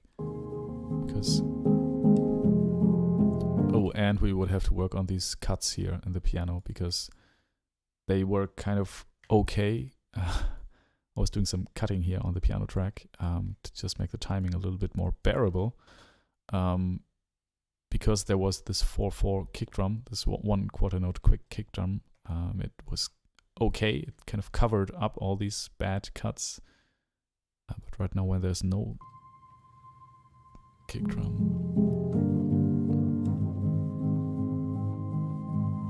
yeah, it's kind of bad.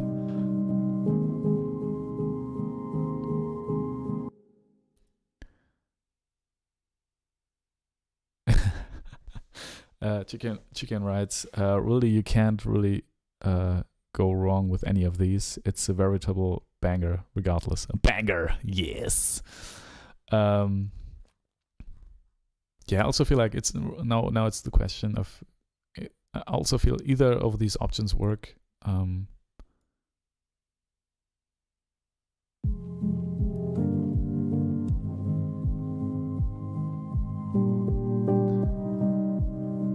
Milo Lab says, yeah, agreed. But that's a nice point, right? When you know this track kind of works, now it's just the question of, do you make the handles green or red, or so.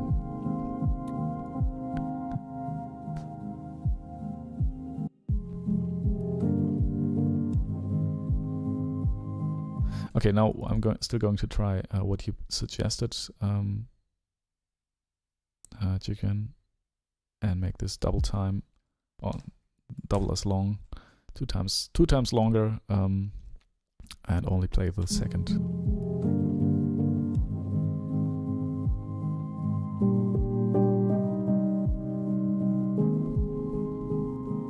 It's also really interesting. You know, I like everything that confuses the listener at first about what kind of meter that is. And this actually achieves that quite well.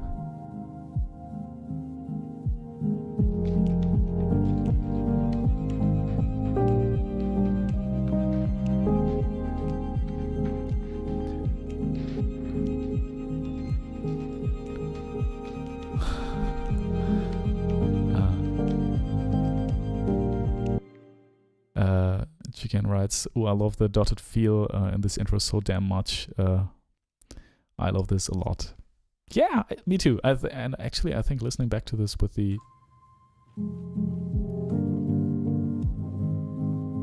you know, I like the fact that I think that's the main quality of this song. That there's no clear meter. I think this is what we should focus on, and by doing it that way, it's even better. I think maybe we'll leave it like that.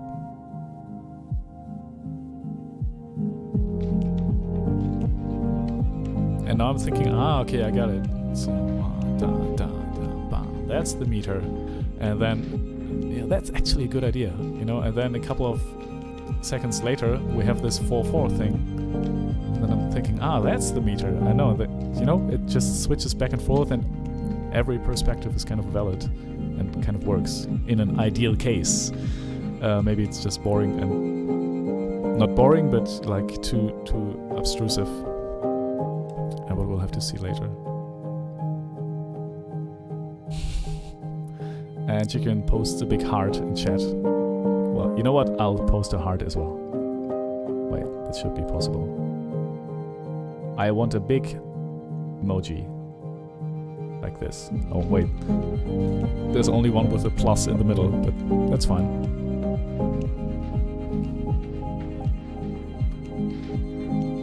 Yeah, this makes this track much more interesting. We only have to... You know, the thing is, we might listen to this tomorrow in the morning and go like, what did I do there? This doesn't work. I mean, we're like 3.5 hours in working on this, so you know, at this point I usually don't really know anymore. But it really helps to have you people here, you know. Milo Lab says, anyway, a banger. Yes, this will conquer the clubs of the world.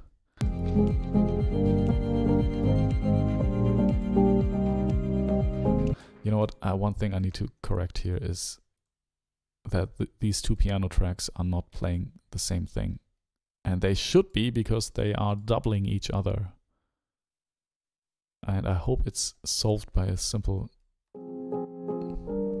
So it's 1, 2, 3, 1, 2, 3, 1, 2, 3, 1, 2, 3, 1. So this is just... okay, and here this track plays... What did I play here? 2, 3, 1, 2, 3, 1, 2, 3. Yeah. 2, 3, 1, 2, 3, 1, 2, 1, 2. Okay. So we need to change that. So we can cut out 1 dotted eighth on this doubled piano track. 2, 3, 1, 2, 3, 1, 2. This one here. This needs to go. 2, 1, 2. This one. I think it's this one. Okay, let's move the grid down to an 8th note. This one needs to go. And we need a 16th grid, so we can get rid of 3 of these. I think later it aligns again, because I've been playing one, leaving out 1/8, 1/16th here, or 1 dotted 8th here, and playing 1 here, so it should align at the end. We'll have to see. For now, I will just move this 3/16 to the left. Now let's see if this works. This cut might be very bad, but might also work.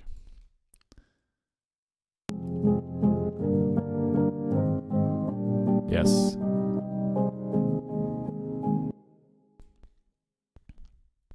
Okay, now we need to cut out something more. Ah, no, we need to put in something here.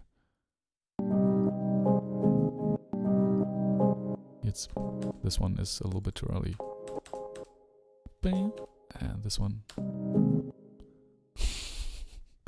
Chicken writes, lovely. Well, thank you. There's so much. You see, this is the reason why I'm live streaming this. I mean, another reason is, I don't know if you heard the term rubber ducking. That's what programmers usually, or sometimes do. They just have a rubber duck sitting in front of them and they can speak with that duck when they want to solve a problem, and that actually psychologically helps solve problems better than if you did not vocalize the problem you were working on. And that's basically also what I'm doing right now. Only that I'm speaking to a bunch of really nice people and they're responding, which is just even better. And I'm learning something from you people as well. And you're kind of, helping me out when I'm not only helping me out, you're actually writing this piece here for me.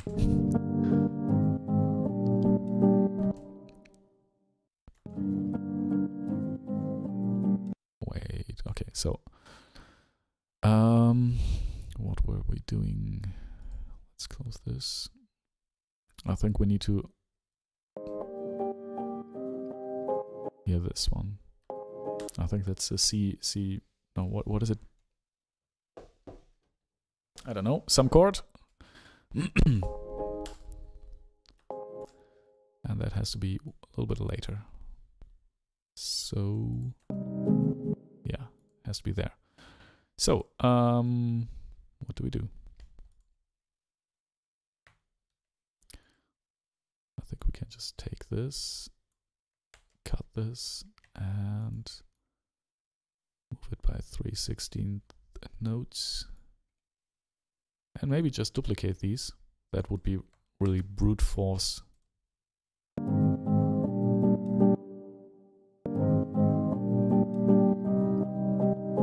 Yeah. Sidechaining. You are my hero. Because of you, I don't have to do all this detailed cutting and crossfading work.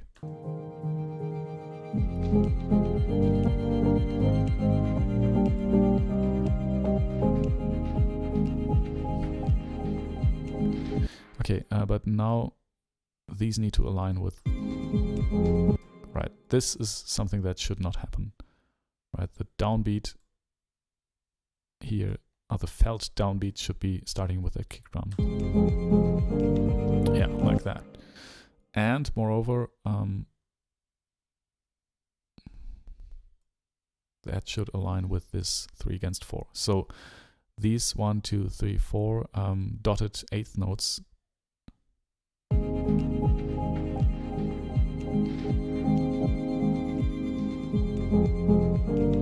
Okay, that's maybe that's a thing. Maybe that's, we'll listen to this tomorrow and think, oh, but oh,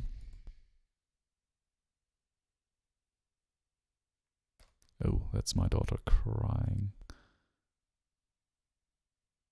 Sounds like she just fell. But my girlfriend is there, and I really want to go there, but she can handle this.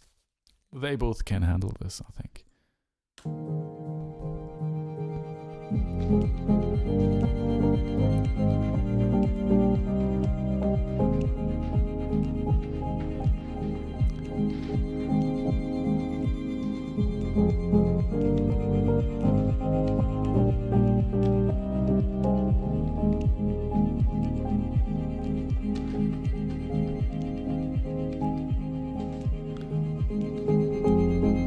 Okay, and maybe we fade out that kick drum here as well, just like we did before with the, yeah, right. Oh, and there's a volume automation on the kick drum here. We Ah, okay. That's still from... Okay, wait, we have to get rid of that first. Should be one volume all the time. Great. And that should go as well. And now we can... So it goes into the reverb 100% here and just gets quieter as well. I mean the kick drum. We're kind of fading out the kick drum at the end of it. Maybe that's a bad idea again.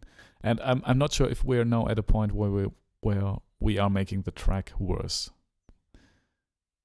That might be. But I can't stop. It's like 3 hours 40 almost working on this. It's a little bit too long, but nonetheless, we're going to continue.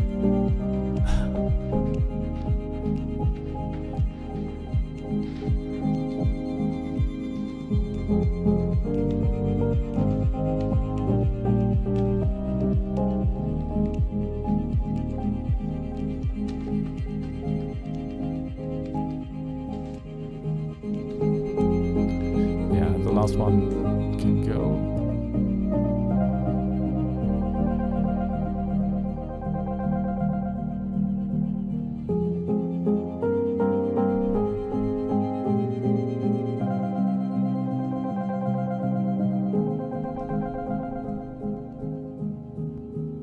Let's see how this goes. Yeah, I like it. Okay.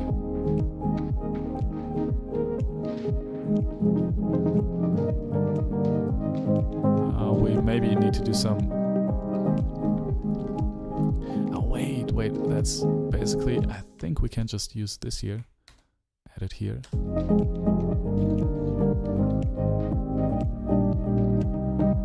Yeah, that's it.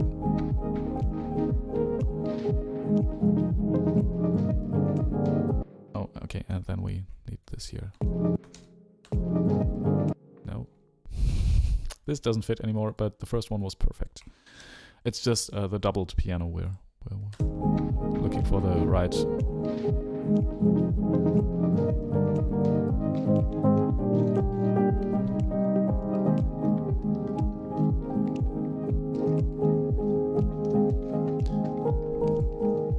Okay, and we'll do the same thing with the kick drum here as well. We'll just fade it out again. And maybe... I mean, why not use this? Just the same thing.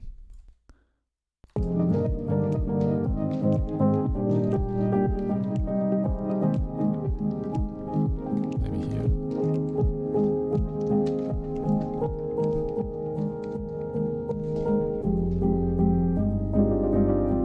Yeah.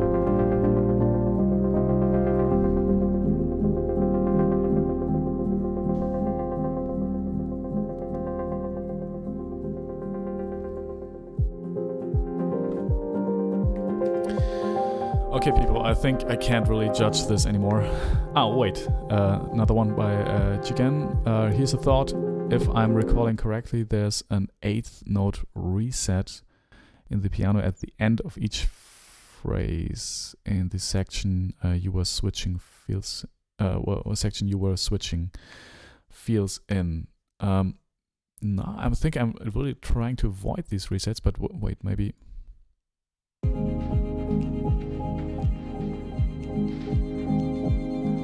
If you tried aligning the first kick of each second feel to that reset. Wait, let's talk colors. That's maybe easier. So you have this green one and that like violet one. So the violet one is the dotted 8th note, and that green one is the it's the quarter note.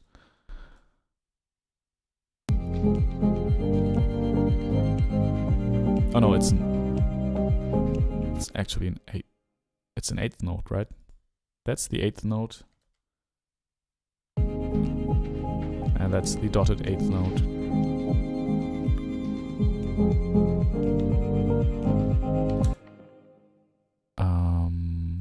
I'm actually that was actually something I was trying to avoid, that these resets, like there's one place where I'm actually waiting for something to, I think here. I think that's the only place where I actually wait.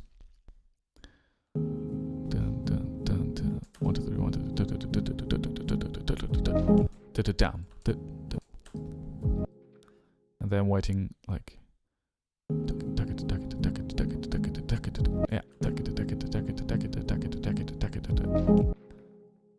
Yeah, this is the only place where I actually waited. So it's not just one dotted eighth note, but actually a quarter note. So if I'm aligning the first kick of each second field to that reset, they should be aligned. They should be aligned. No, that was one thing I was working on. You know what?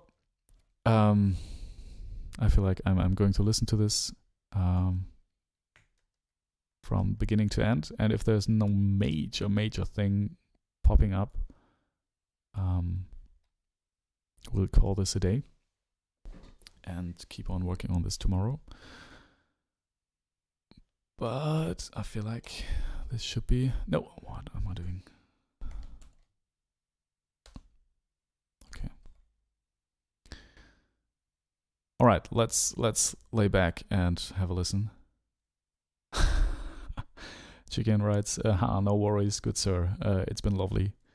Yeah, let's, I think it's also a good idea to, at the end of each stream, just listen back to what we did one more time.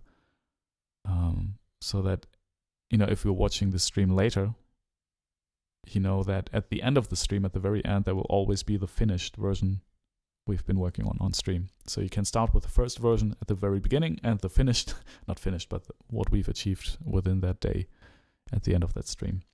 Sounds like a good idea, actually. Okay, let's have a listen, people. 3, 2, 1.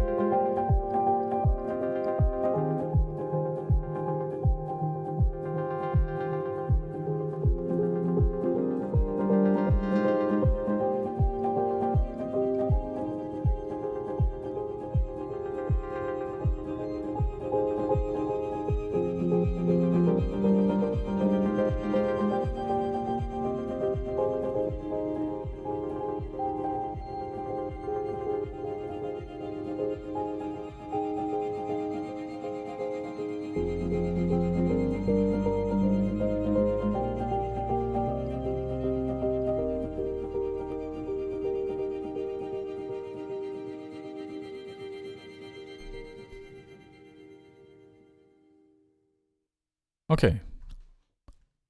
That's okay. There are still some things not working, but I'll just go through chat real quick. Ruben says, a good idea to make a habit of before and after. Yeah, I think we'll make that a habit of, actually. Chicken, another heart. Chicken, you'll get another heart from me as well.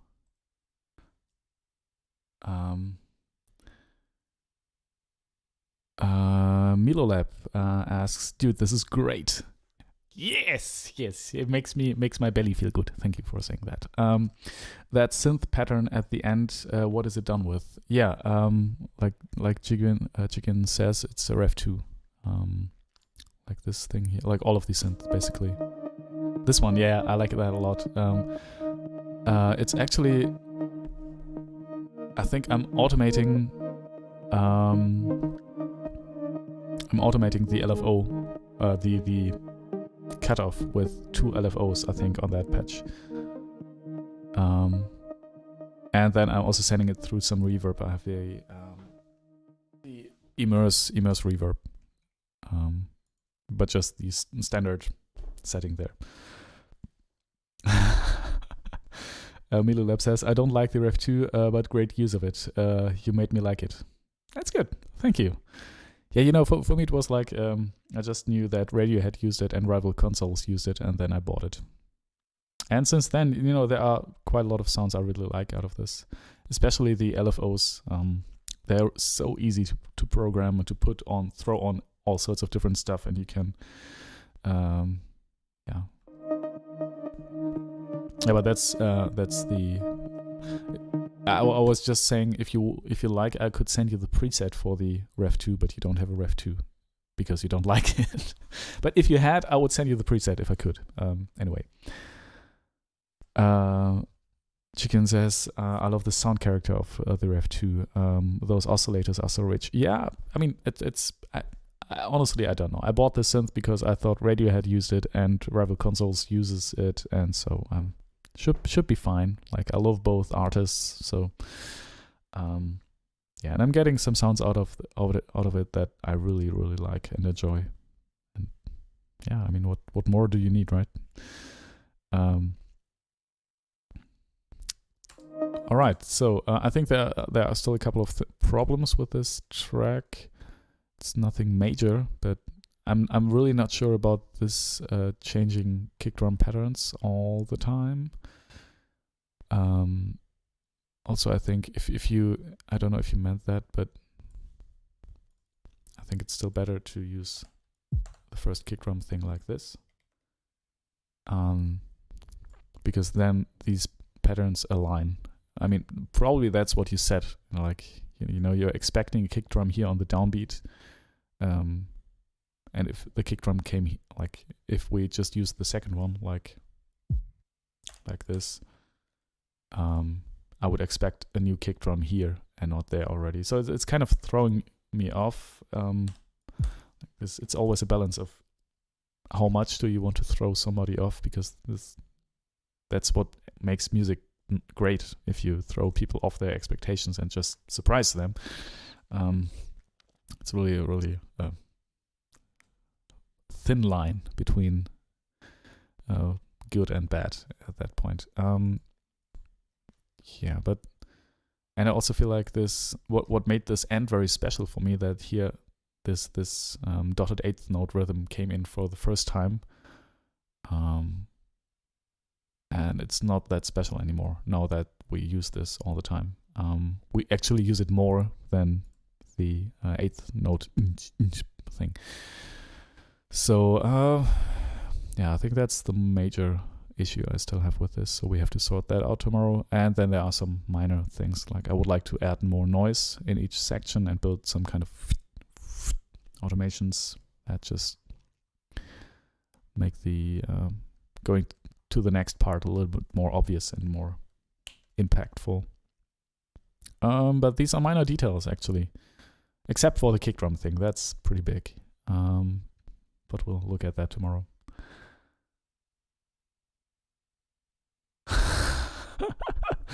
Milo Lab says, "Oh, what more do you need?" Question mark. Quoting me, "You're dealing with synth geeks here." I'm sorry. Yeah, of course you need more, and of course you need But you know, for me, it's kind of I'm very, I don't know. If I can get sounds of it I like, that's enough for me. But I totally know that feeling of, yeah. But I think I can't say anything to get out of this hole, so I just stopped talking about it.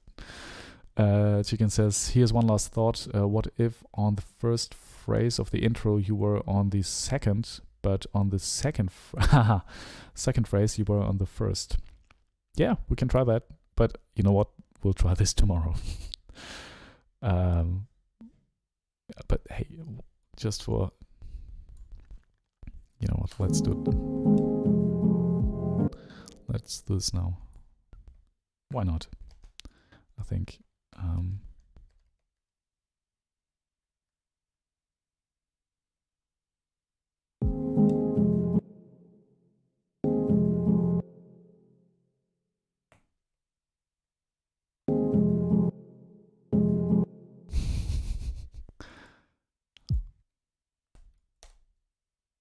Oh no, it should be the other way around, right? Well, anyway, it's there, and I will, you know, we have it there, and we'll listen back to this tomorrow. However this will go.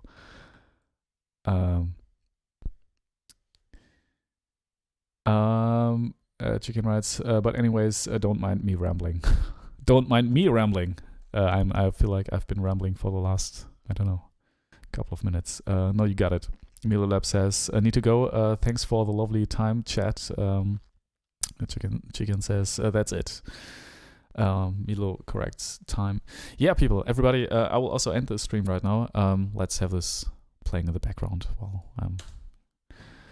thank you, everybody, for being here. Like, we're beginning with Ruben, who has been, like, I think on the last 10 live streams or 20, been there all the time.